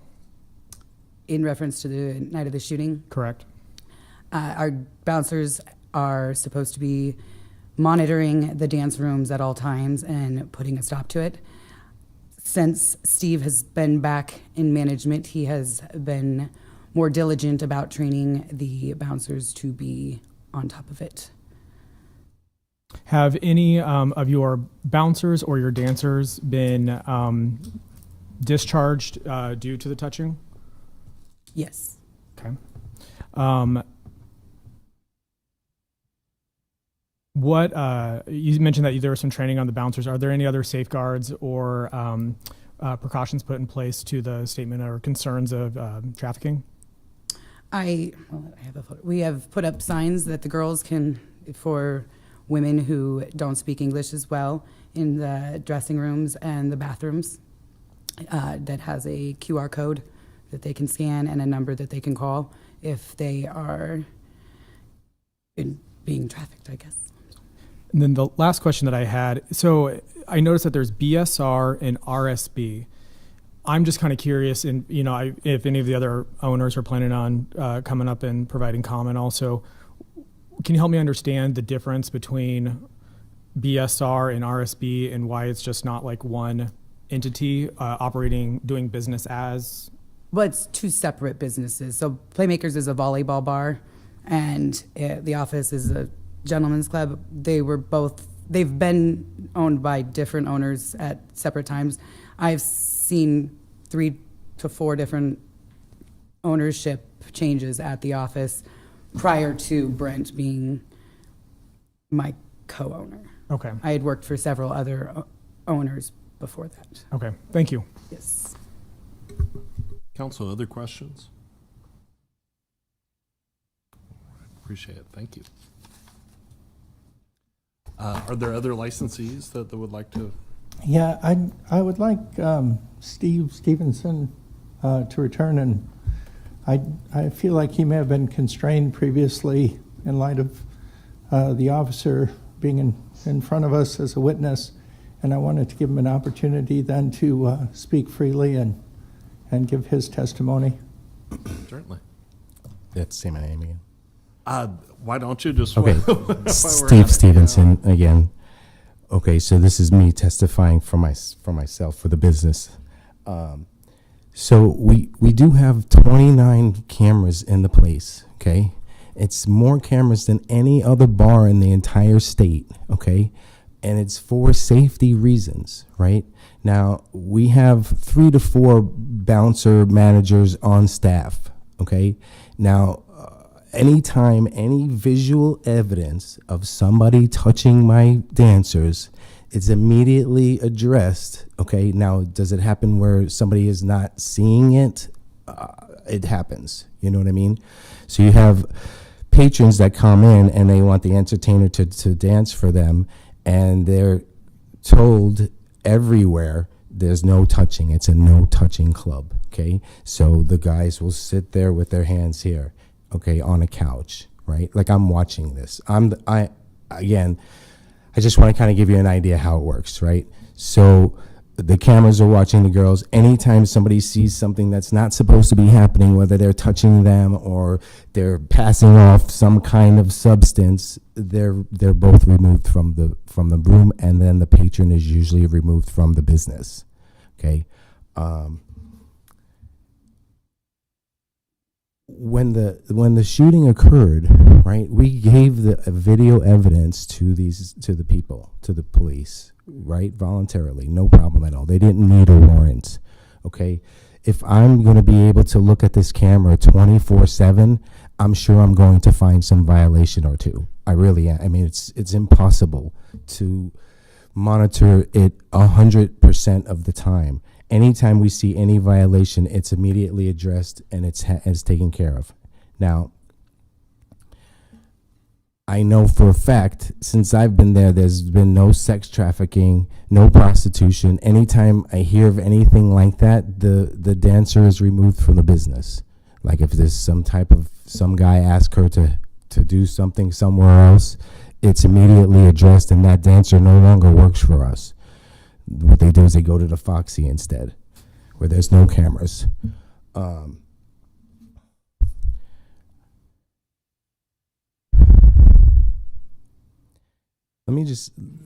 Once this shooting happened, I was doing only daytime operations, and Brent was doing the evening time when we were open. He was general managing, okay?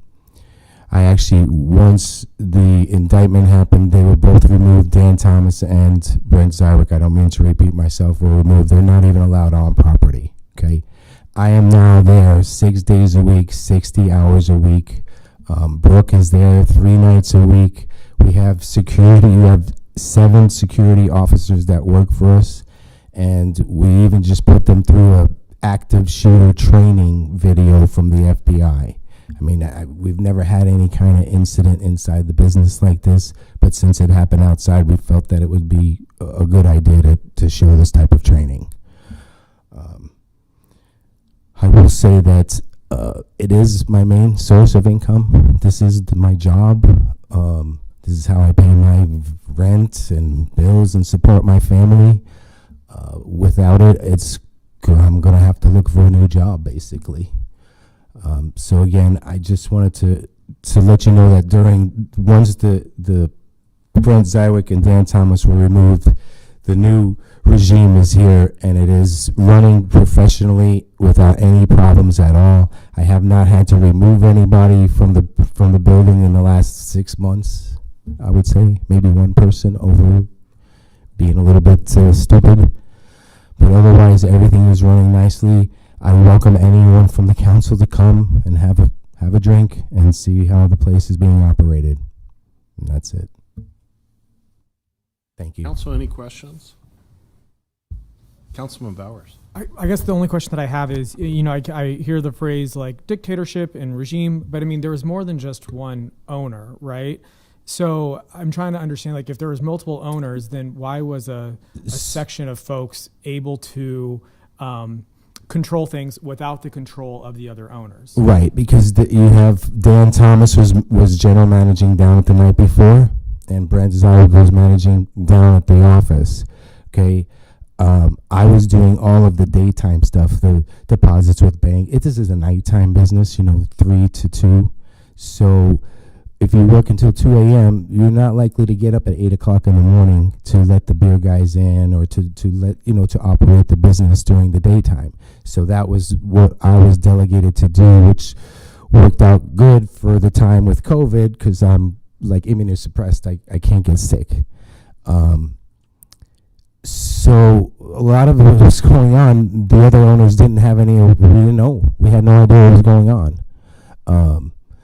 And to answer your question about the playmakers, it's 2 different businesses. Like you'd have to go outside. It's like Suite 100, Suite 200, Suite 300. There's a vape shop on the other end of the office that's also connected to our business. So it's entirely a separate business. And like I said before, when all this happened, BS or RSB wasn't even open. Like it usually closes 10:30 at night. We do volleyball during the day. There's some lights, and then it's usually closed by 12 for sure. so they don't interact with each other. Like, you don't have the same people patronizing both sides. You know what I mean? It's two different clienteles. One comes with shorts on and they're going to play volleyball, have a burger, a drink, watch a little sports, and then they go. The other side is they're just going there to drink and be entertained by the girls. So what I'm hearing you say is that, because I understand what you're talking about, RSB and BSR, but for these companies that had multiple business owners, what I'm hearing you say is that some of the business owners are saying that they were not aware, and that's why they're being referred to as regime or dictatorship, the folks that were being removed. Correct. So once we found out there was an indictment, a federal indictment with this Hobie Loop and Brent and Dan Thomas, everybody they were suspended and removed from the business right immediately. And then obviously we're finding out, details about what was going on. Councilman, may I make a comment? I'll pose it to you then to respond. But from speaking with my client, my understanding is that in COVID and the end of COVID in 2022, well, let me restate it.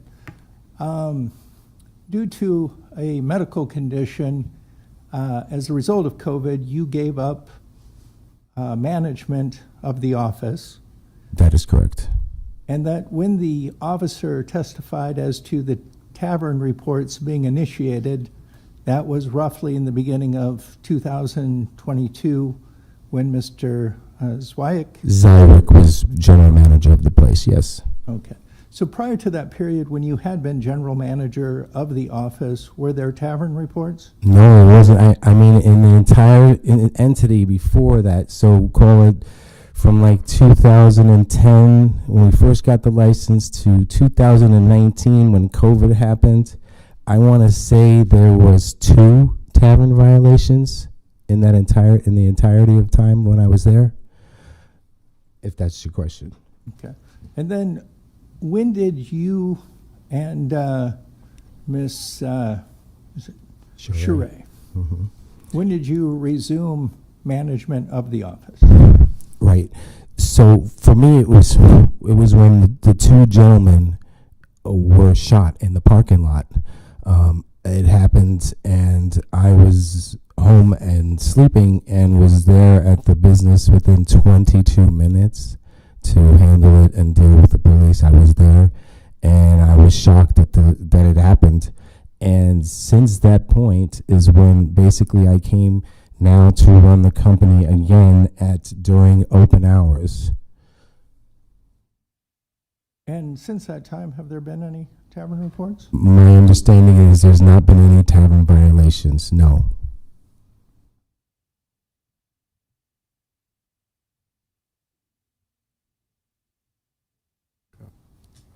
Council, other questions? Councilwoman Washington. Could Investigator Parker come forward? I want to ask one clarifying question. No? Oh.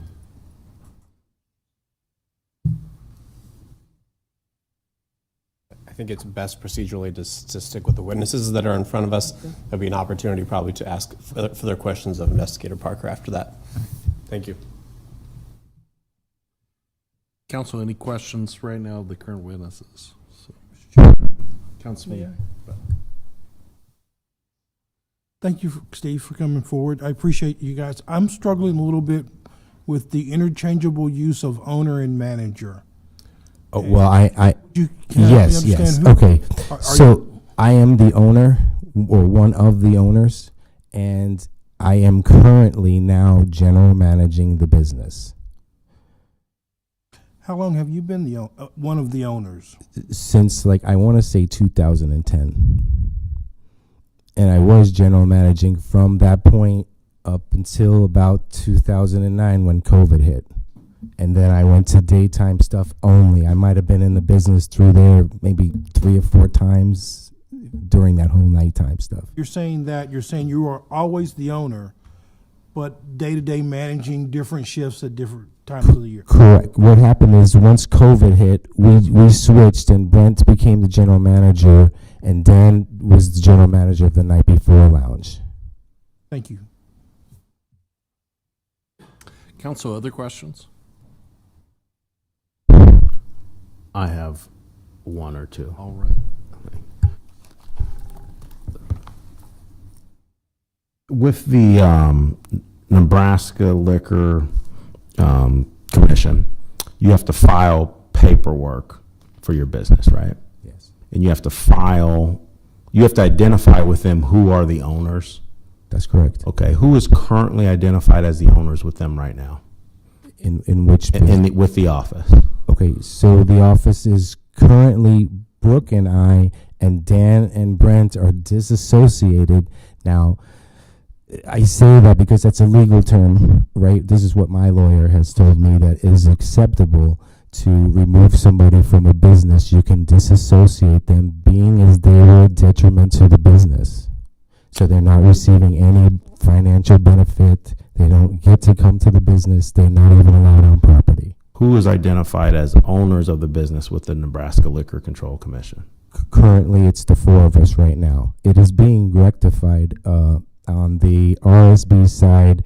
I believe Jason Enquist, our manager on there, just bought some percentage of Brent Zywick to remove him from that side of it. And so the RSB is Playmakers, right? Correct. Okay. And so what is the current ownership structure that is with the State Liquor Commission? It is myself, Brooke, Brent Zywick, and Dan Thomas currently. And next door, Dan Thomas does have no ownership in RSB. It's just myself, Brooke, Jason Enquist, and Brent Zywick. That's it. Okay. Thank you. Thanks. And Any then- other presentation? of license? Excuse me. Councilwoman Washington. I now have a question. Councilman Shope, thanks for starting this. In listing the owners of both businesses, the office and Playmakers, it sounded as if you also had mentioned that one of the owners that you say are disassociated. Yes, so I Wait a second, let sorry. me finish the question. Yep. Was selling a portion of the business that he owned to someone else. So he right now still has, and I'm a little confused if it's Brent or Dan, but It's Brent and RSB, the Playmakers, the sand volleyball place. okay. And so Brent has sold a portion of his business or his entirety of his portion of the business? It's an agreement between my manager and Brent Zywick. He's able to purchase this amount right now, and in the next, I think, 30 days, he's going to be completely bought out. Of Playmakers? Of RSB, correct. RSV, and that's Jason. Jason Enquist, yes. Thank you.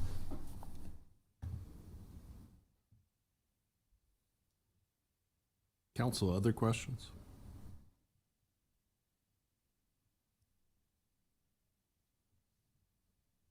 Appreciate that. Thank you.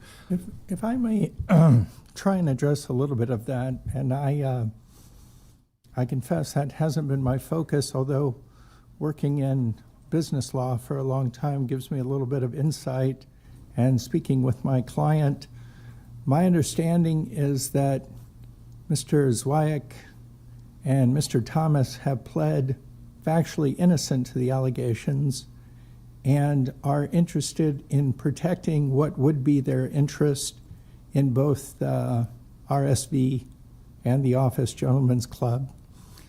There is obviously then an ongoing dispute as to what, if anything, they own if they are disassociated from the business by the members for violating law, including the liquor license on it. And that's something that will probably have to be worked out civilly. By way of analogy, from time to time, I'm sure you're aware of somebody signing a quitclaim deed as opposed to a warranty deed. And in a quitclaim deed, they say, look, whatever interest I had in this property, I'm conveying it to you, but I'm not promising you that I had clear title. And based on my observations on this in the course of working with Ms. Shure, it seems that there is a disagreement among the parties as to how this should have been handled. And as far as the buyout goes, they are working together. However, my client, Ms. Shure, and Mr. Stevenson would like to stay active in the business and the liquor license and find suitable replacements for Mr. Zwiak and Mr. Thomas, who they understand, and again, this is not to try their guilt or innocence today, but simply to say that they understand that the gentlemen are toxic as far as the liquor license goes in regard to their relationship with the former liquor commissioner, however that legal matter shakes out. But they believe that they have been responsible owners. And from working with Ms. Shure, I can tell you previously, she's very bright and dedicated. She did not have the same formal education, obviously, that I had, and she was not even fully aware of her rights as a minority interest holder in an LLC and what she could assert as far as being a minority interest holder versus somebody who is asserting the title of managing member and managing the day-to-day affairs of the LLC. Council questions? And then we had one other young woman who wished to speak today, who is an employee. Hello. My name is Victoria Clapper. Do I need to state my address? Yep, and I'm going to swear you in too. So do you Okay. solemnly swear or affirm that the testimony you're about to give is the truth and nothing but the truth? Yes, ma'am. Thank you. I've worked at the office for about 7 years. I've known Brooke for a very long time. This place is like a second home for myself. My family, other workers, and other families all depend on the liquor license of this place to keep this place alive. A lot of our sales come from our liquor. I have watched management come and go, and no one cares as much about this place and the girls as much as the current management in place. They, like myself, have solely put a lot of our lives into this home we've made, not only for ourselves, but for the community. You may think we are something we are not because of previous ownership and management. Please don't hold us reliable for them. Let us continue to show that we are keeping the community alive and safely under better management. I have personally, like I said, witnessed a lot of change and improvement in so many things, and I'd like to consider myself a really big part of things changing for the better. I believe that we have weeded out our garden, and our garden will continue to improve, and our roses will thrive. So please don't look at our garden with any prejudice because of our previous caretakers. There are many good people that are still here and that still care. Girls paying their way through school. I personally have a friend that is going to school for law and using the income she makes from the office, Lincoln, Nebraska, to stay in school. And there are a lot of Cuban women that are looking for better lives for themselves and their families. I don't know if you know what's going on in Cuba right now. They have no power. So the girls that are here are still trying to provide for their families back home and for themselves and have a better life. This place is a great place with better management and precautions that have been taken into place. Me personally, I take care of 5 children. I'm not only a bartender, I also work for Zales, K Jewelers, Jared's. So I'm a person working multiple jobs. And a lot of my life has been dedicated into this place. So everything that you guys have talked about that has gone on the past 7 years, I've seen and been a part of. And I'm like, don't let any of this time and energy. It can't be for nothing. Everything that we've worked for, please don't judge us based on previous ownership and caretakers. That's all I have to say. Thank you. Council, any questions? Okay. Thank you.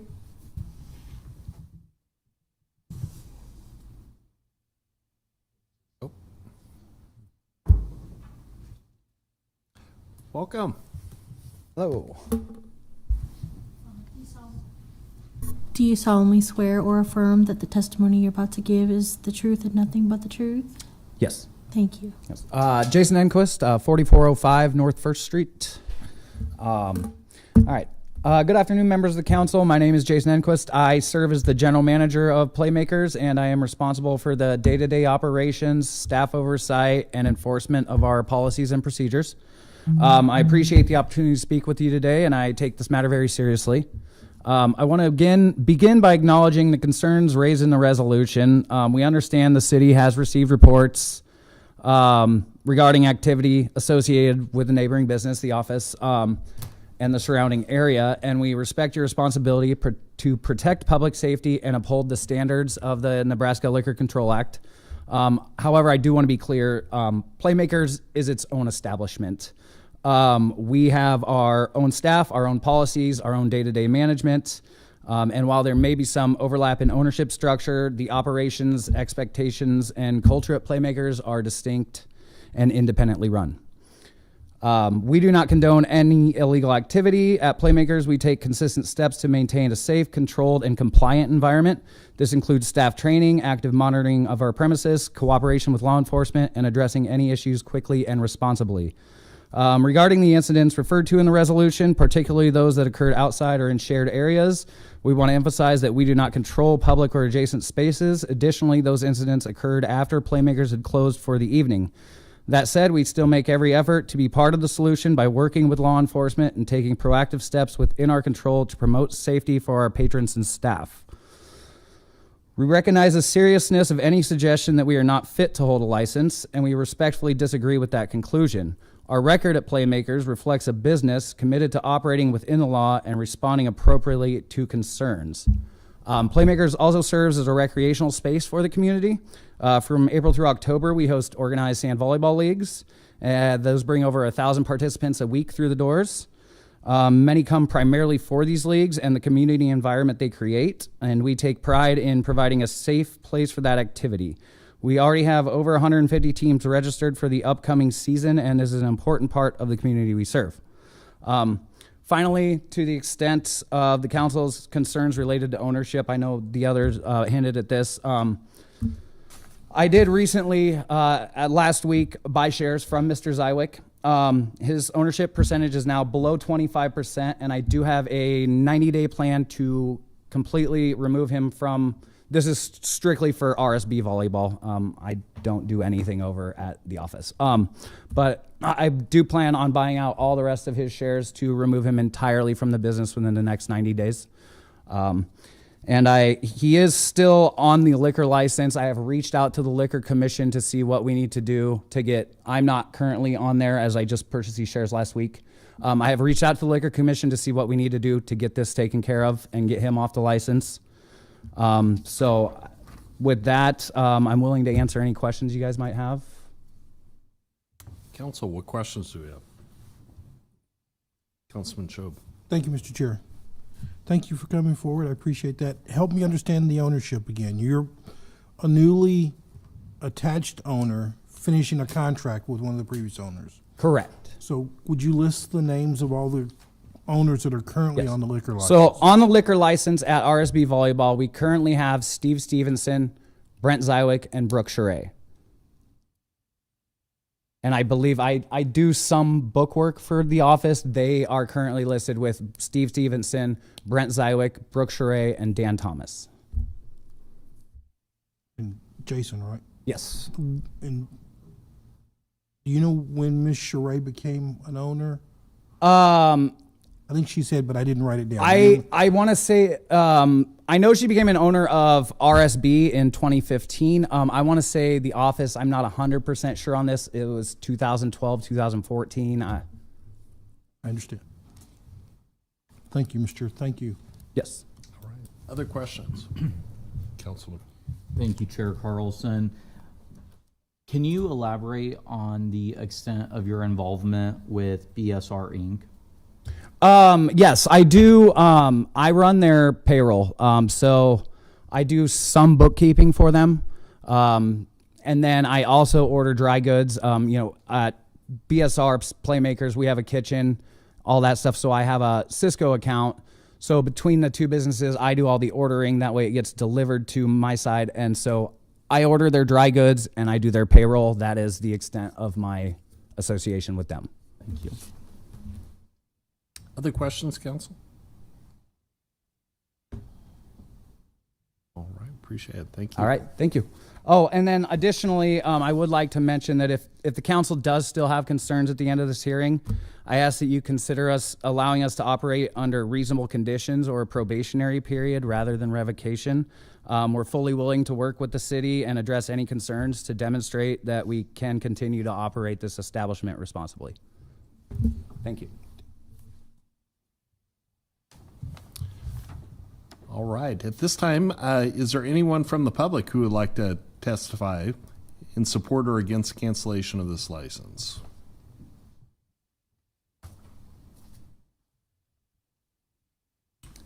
Welcome. Hello. I'm going to go ahead and swear you in, sir. Do you solemnly swear or affirm that the testimony you're about to give is the truth and nothing but the truth? I do. Thank you, sir. My name is David Knoll, 13705 West Superior, 68423. I've been a patron for about 2.5 years. I was in a position in my life where, I was just bored and tired of the norm. Needed a place to go where I wouldn't be judged. I went there. Everybody there that works there is family and friends. You talk about two people that are employed. There's 40 that will lose jobs. They all pay taxes. They're all good people. I believe that the change that I've seen in the last few months is the right way. This is the office. Playmakers,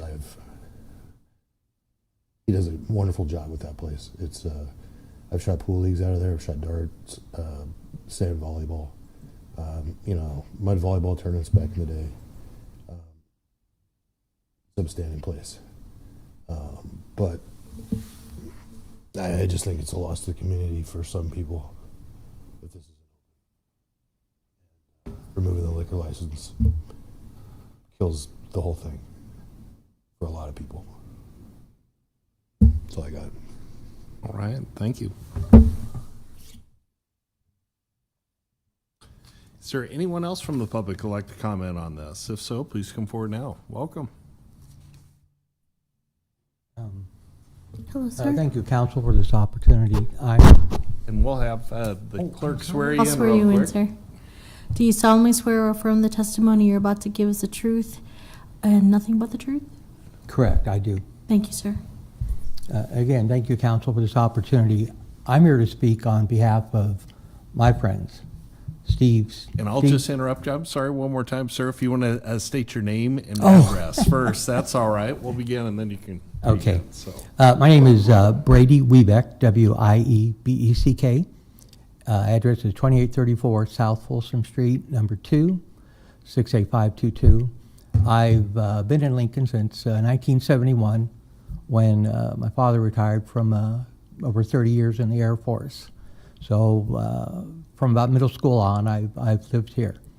I am speaking on behalf of my friends, Steve Stevenson and Brooke Sheree.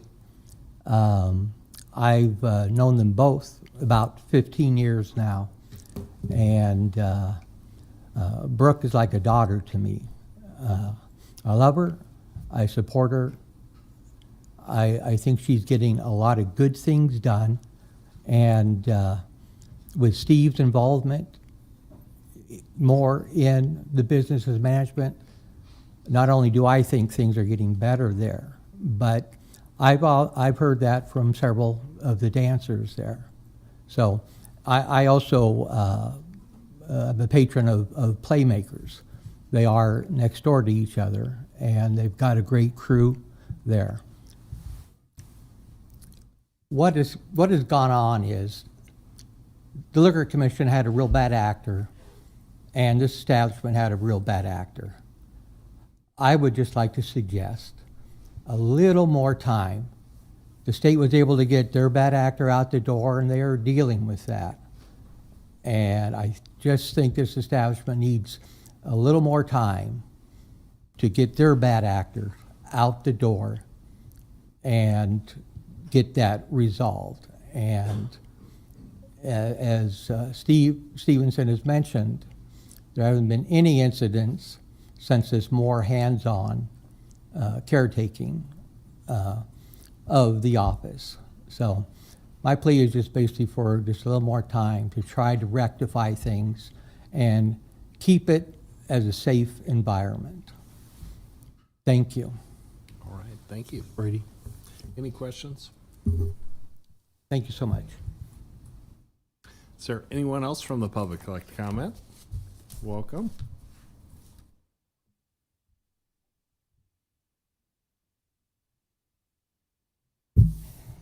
Please raise your right hand. Do you solemnly swear or affirm the testimony you're about to give is the truth and nothing but the truth? Yes. Thank you, ma'am. I'm Linda Chure. I know how to pronounce that because I practiced. I'm Brooke's mother, and I don't have a lot to say, but I am bothered by what hasn't been said. I don't work at the bar. I can go in and find my way to the bathroom, and that's about it. But there's been a question. I visit with Brooke. You know, you daughters and mothers do this. The question of why Brent was called a dictator in the regime. My daughter went there very young and very innocent. Brent is the bully. And the emotional, mental harassment and abuse would intimidate you guys to stand up for what you felt was right. You bitched your mom, you help your dancers get past abuse, but you're not the strong person in that group. And Brent's a tough one to stand up to. Any questions? Council, any questions? Appreciate it. Thank you. Is there anyone else that'd like to testify? Please feel free to come down. Oh. Please raise your right hand. Do you solemnly swear or affirm the testimony you're about to give is the truth and nothing but the truth? I do. Thank you, sir. Good afternoon, guys. My name is Justin Hazy, 4821 Sherwood. Been there for about 10 years now. I'm also a part of Local 554. If you guys know anything about some of that, see something, say something. You know, they preach that, they train us. I used to be employed at the Office Gentlemen's Club. I actually was there the night of the tragic incident, and was actually the one that called the police, I believe within 2 minutes, I believe, from the shooting. So in that time, you know, I got to know quite a few people. I got to speak to a lot of employees and dancers. And again, I refrained. You know, nobody said I didn't get an impression of anybody being trafficked or feeling like they were, you know, in that capacity. So I just wanted to kind of come up and kind of talk to that. I know the cops, Mr. Parker had kind of mentioned that there was some, you know, suspicions of what he saw going on, but I just kind of wanted to clarify what I saw going on as somebody that was there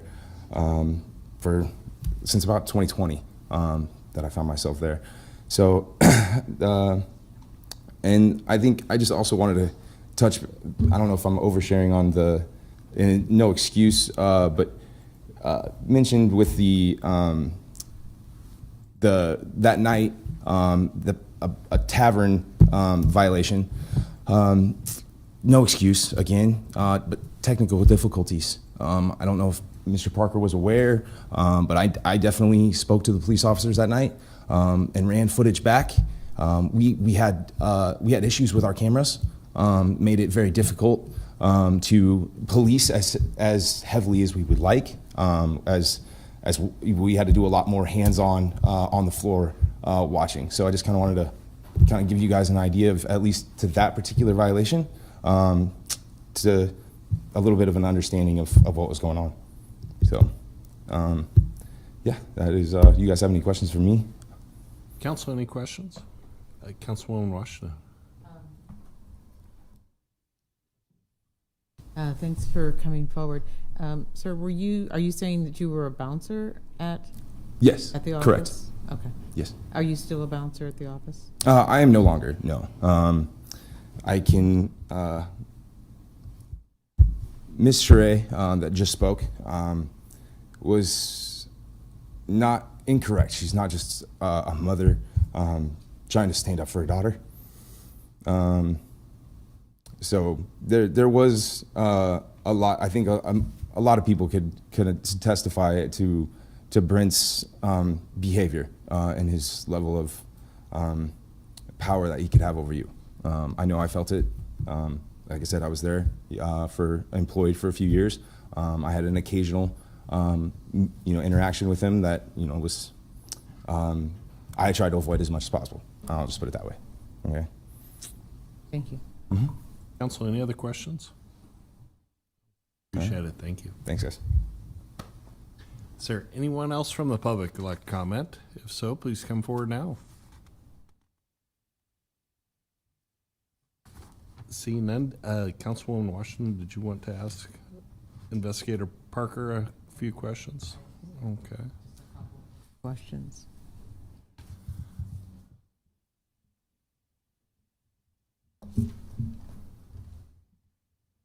Thanks for coming back. You're welcome. You described earlier that you looked at the footage from the night of the tragedy back about a month, and then you stopped, got a warrant, and looked further into the footage.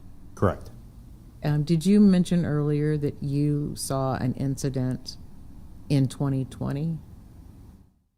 No, that was 2021. So I'm sorry. I think just to confirm, I may have misheard you. So I only looked into the footage from basically the night of the 24th into the 25th, like that 24-hour time frame. And that's when it was decided that, hey, we probably need to look into getting a warrant here. And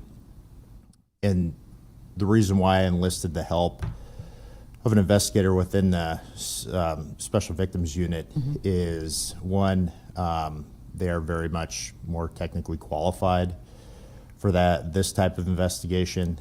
And secondly, if there was sexual trafficking, the Lincoln Police Department takes that very seriously to ensure that we get the help that is needed to get that victim out of that situation. So that was the reason why I enlisted the help from them. Okay. And how far back did you look? Approximately a month. 1 month. Okay. Yeah, I'm prior sorry. to the double homicide. Okay. I misheard that. Given where we are today, have we seen any footage? Have you done any investigation of the last 6 months or the last 3 months? No. Okay. There was a parallel investigation occurring outside of our jurisdiction. All right. But not Lincoln. That was somebody else. Focused on the office and night before, but more so, I guess, alluding to the federal investigation. All right. Thank you. Council, other questions? Councilman Shob first. Thank you, Mr. Chair. Thank you, Mr. Officer Parker, for coming forward. I want to start with some questions about your role as liquor investigator and licensing. When someone's on the license, are they held responsible for all the activities? Is a license issued to an owner and a manager? How does that break down? Who's responsible? So it can be twofold. So you can have a liquor manager. So I guess to make it more clear, people, I guess entities can assign general managers for day-to-day operations, book work, so on and so forth, food ordering, so on, right? But the Liquor Commission requires that each liquor license has an assigned manager to that specific liquor license itself. And what that, I guess, triggers is the ability for us to make an informed decision of who that, or I'm sorry, you, to make a more informed decision of who this person is. You know, do they have any disqualifying convictions in their history? So we can actually look into their background to ensure that they're the, you know, qualified to be the liquor manager. Now, in terms of ownership, it can go multiple different ways, right? If you have a sole proprietorship, it could just be to a person, right? In a more corporate environment, LLC, so on and so forth, it could be multiple people. So the liquor license is assigned to, let's say in this instance of the office, it would be that corporate structure, so all of those people within the corporate structure, and then they will list a manager, which could be part owner, or somebody not, you know, without any ownership stake in that actual company, if that makes sense. I think I need a little bit more. So you said corporate structure. Sure. So let's say in terms of the Office Gentlemen's Club, right now, the way that it's listed within the Liquor Control Commission, it's under what, BSR Inc. Well, BSR Inc. is owned by Brooke Charay, Brent Zywick, Steve Stevenson, and Daniel Thomas.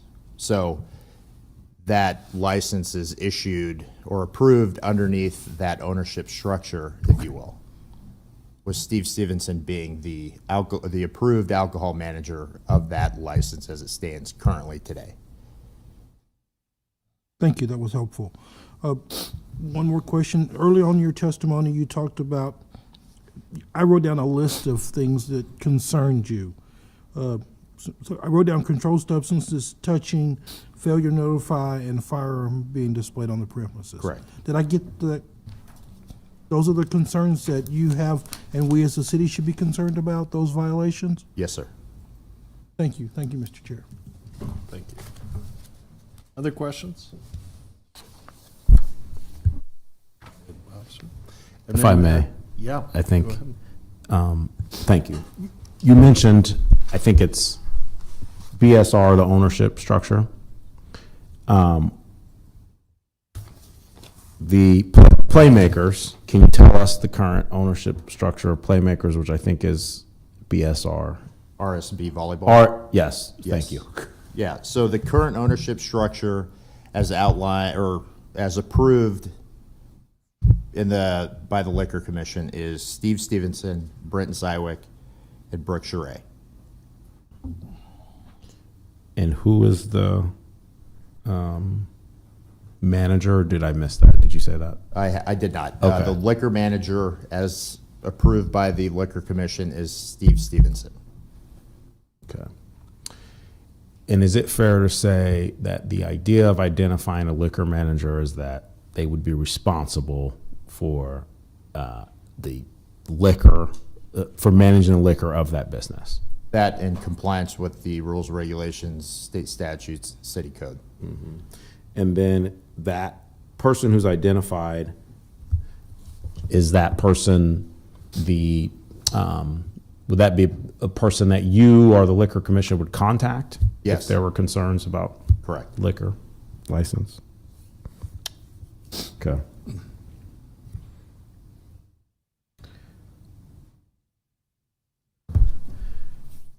If the ownership structure changes on any liquor license, like any of these businesses, is there a process at the state liquor commission when that happens? Yes. Can you explain that? Yes, sir. Yeah.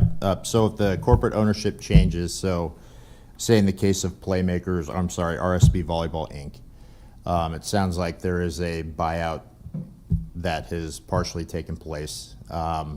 What is required by the rules and regulations of the Nebraska Liquor Control Commission is they must notify the commission of that ownership change or percentage change, or if somebody gets completely bought out.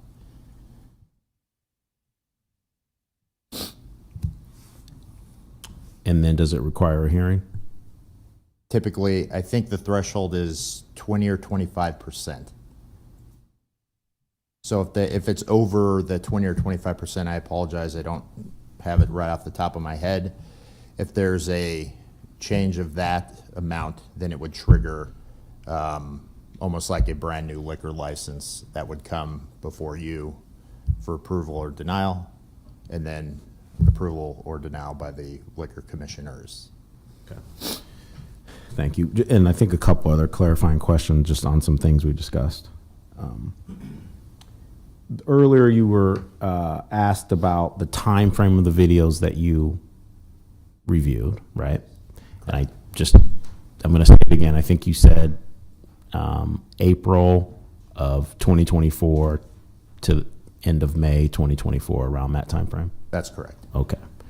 And during that time frame, you already testified to the things that you witnessed, right?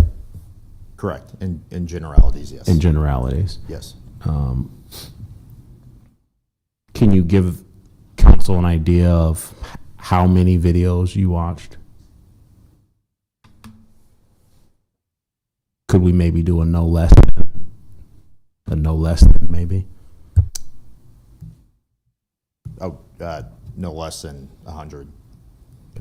During the videos that you watched, the no less than 100 videos, did you ever witness a bouncer or anyone else come into that private room and stop anything? No.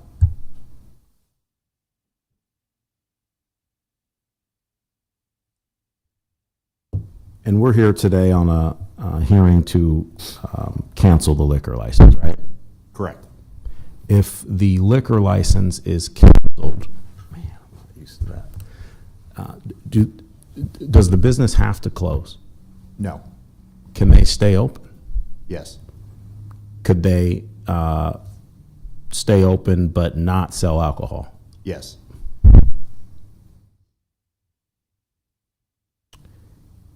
If the council cancels the liquor license today, what are the next steps for the business, if any?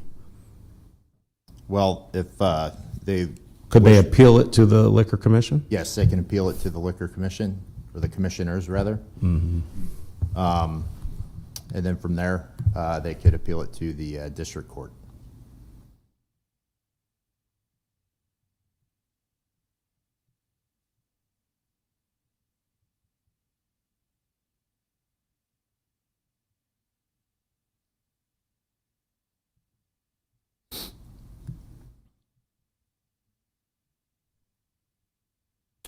I don't think I have anything further. Councilman Beckius? Investigator Parker, if a liquor license is canceled, does it automatically preclude those owners associated with that liquor license from applying for a new liquor license? No. Thank you. Other questions for Investigator Parker? I appreciate it. Thank you. All right. At this time, the city attorney may present any rebuttal evidence. Thank you. I think I took that time to present some of my rebuttal evidence through Investigator Parker. I do not have any additional rebuttal evidence. I just have comments before the council makes its decision. Had a request for a recess here too, so we'll go ahead and take a 10-minute recess. All in favor, say aye. Aye. Aye. Opposed? All right, we are recessed. 10 minutes.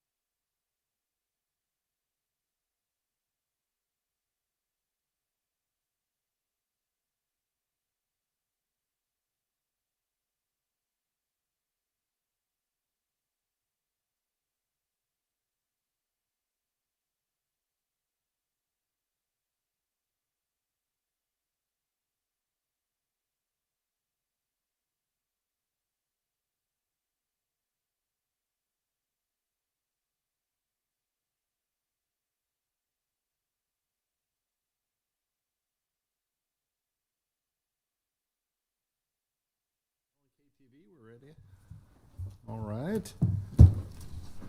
Welcome back. We're currently on 6A and 6B, but we do have a point of clarification from City Attorney's Office. Members of the council, Tim C., Assistant City Attorney. I just want to make a procedural clarification here with respect to this hearing. At the opening of the hearing, I believe the clerk read item 6A into the record. Based on the evidence that's been presented today, there's been a lot of discussion that goes back and forth between 6A and 6B. I will leave it to this council if you wish to have a separate hearing, but it might be my suggestion that the council could consider the testimony provided today on 6A and 6B and all as one hearing. If there's someone in the, with that suggestion, I would say if there is someone in the chambers who wants to present specifically on 6B at this time and say things with respect to playmakers that has not already been said, I think you could provide them with an opportunity to do that. But just for the purpose of clarifying, 6A was read into the record. I think the evidence that's been presented fairly reflects 6A and 6B. And so my suggestion would be, again, offer the opportunity to testify specific to 6B. Both that, I'll take any questions or concerns you might have. Council, any questions? All right, thank you. Thank you. Yeah, thank you. Having said that, if there is anyone from the public that would like to comment on 6B individually, you're welcome to come forward now. Anyone from the public, if you'd like to? The clerk hasn't read 6B yet. Okay. Should she read that into the record? Sure. We'll go ahead and read 6B into the record first and then allow for public comment on 6B. Item 6B is public hearing for the cancellation of the Class C liquor license of RSB Volleyball, Inc., doing business as Playmaker Sports Bar and Grill located at 640 West Prospector Court, Suite 300. All right, thank you, welcome. Steve Stevenson again. I just want to make one clarification too. When the officer was here, he says that when there's violations to a liquor license, that they were supposed to be sending some type of notification to the manager of license, and the only message I ever got was to come here for a revoke of license. That was the only information that we received. Okay. All right, thank you. Welcome. Richard Halverson, 6311 Amherst Road. And I just did not think Playmaker should be included in this. I know it's not a guilt by association, but the management, or they don't run the place, they don't have day-to-day operations. They just basically, I have the liquor license, and I suppose, buy the liquor. So I don't think they should be included in this hearing. Great, thank you. Is there anyone else from the public like to comment on 6B? Welcome, come on up. Yeah. And there are 2 microphones if you even want to line up too. Hi, again, my name's Brady Webeck. I am at both establishments at times, and obviously with Steve Stevenson and Brooke Suray, being friends of them. I'm a bit baffled why Playmakers is even a topic, I guess. Sand volleyball, they have 3 seasons. People bring their kids out there to play in the sand that's not on the court. They bring their dogs. It's just a real kind of almost like a picnic situation throughout the week while parents are working and stuff. It's just a nice little break for them. So it's a great environment, and it's managed really well. All right, thank you. Jason Enquist again. I just had specific to 6B. I know Officer Parker presented evidence pertaining to 6A. I was curious, are there any violations or anything that you know of pertaining specifically to Playmakers? And yeah, this isn't a question and answer type of a situation, just to present that. But Okay. I appreciate that question. All right. So yeah, thank you. Council, any questions? Are there any other members of the public that would like to comment? right, seeing none, we can go ahead and proceed. Councilman Weber? Thank you, Chair Carlson. I would move to cancel the liquor license or I guess, do we proceed now, or does the clerk need to call or make the motion now? Okay. Yeah. That, as it relates to 26R94, BSR Inc. doing business as the office, I would move that we cancel the liquor license effective in 30 days based on the findings that the council has received reports and information from the Lincoln Police Department, which allege the following violations of applicable statutes, ordinances, and rules or regulations that occurred on the premises of BSR Inc. doing business as the office or adjacent outdoor area, including that on or about November 29th, 2021 to November 30th, 2021, violation of Nebraska Revised Statute 28-416, possession of a controlled substance and delivery of a controlled substance, that on or about May 25th, 2024, 2 individuals were murdered in the parking lot shared by the office and playmakers, that from on or about January 1st, 2022 to on or about May 28th, 2025, multiple violations of Lincoln Municipal Code Section 5.04.230, nude entertainment, Lincoln Municipal Code Section 5.04.240, physical contact between employees or performers and patrons, Lincoln Municipal Code Section 5.04.260, drinking while on duty, Lincoln Municipal Code Section 9.16.24, sexual contact, and on or about December 8th, 2024, there occurred a violation of the Nebraska Liquor Control Commission Rule and Regulation 019.01FI-5, and the licensee failed to prevent a disturbance defined as any brawl, fight, or other activity which may endanger the patrons, employees, law enforcement officers, or members of the general public within the licensed premises of the or adjacent related outdoor area, acted unreasonably in response to said disturbance, and subsequently failed to report said disturbance to law enforcement or the Nebraska Liquor Control Commission. On May 28th, 2025, Hobart Rupee and owner Brent Zirek were federally indicted for criminal behavior associated with liquor licensed establishments to include the office. And on November 18th, 2025, owner Daniel Thomas was federally indicted for criminal behavior associated with liquor licensed establishments to include the office.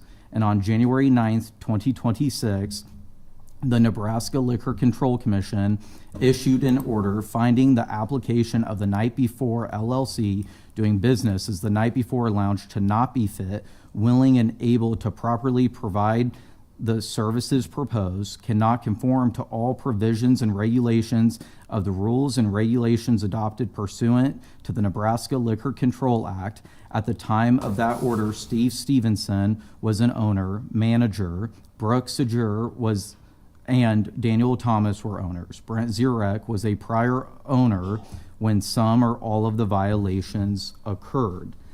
As a result, the current ownership structure has demonstrated an inability to conform to all provisions, requirements, rules, regulations pursuant to the Nebraska Control Act, pertinent city ordinances, and Nebraska state law, and that I would authorize the chair to sign the resolution that corresponds with these findings.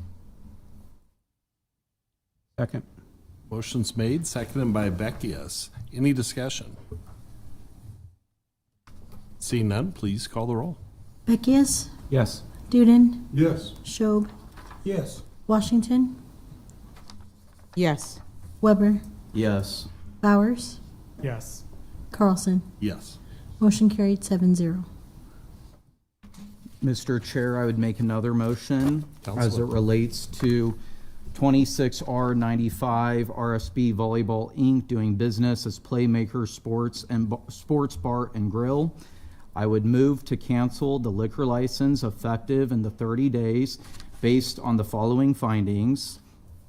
That whereas the city relies upon following violations of applicable statutes, ordinances, and rules or regulations that occurred on the premise of the office or adjacent outdoor area, to wit, that on or about November 29th, 2021 to November 30th, 2021, violation of Nebraska Revised Statute 28-46, possession of a controlled substance and delivery of a controlled substance, that on or about May 25th, 2024, 2 individuals were murdered in the parking lot shared by the office and Playmakers.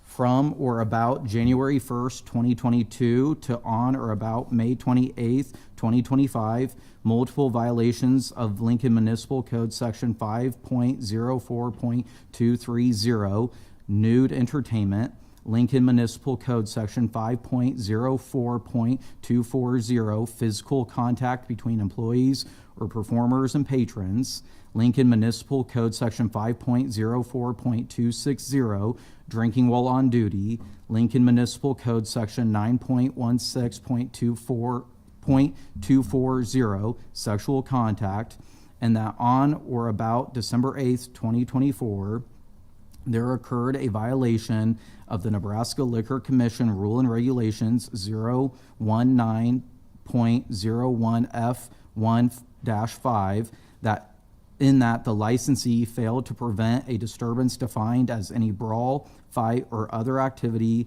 which may endanger the patrons, employees, law enforcement officers, or members of the general public within the licensed premises or adjacent related outdoor area, and acted unreasonably in response to said disturbance, and subsequently failed to report said disturbance to law enforcement or the Nebraska Liquor Control Commission. That the current owners, as a result, the current ownership structure has demonstrated an inability to conform to all provisions, requirements, rules, and regulations pursuant to the Nebraska Liquor Control Act, pertinent city ordinances, and the Nebraska state law, and that I would authorize the chair to sign the resolution that corresponds with these findings. Second. Motion's been made, seconded by Beckius. Any discussion? Seeing none, please call the roll. Schob, Yes. Washington, Yes. Beckius, Yes. Weber, Yes. Bowers, Yes. Duden, Yes. Carlson. Yes. Motion carried 7-0.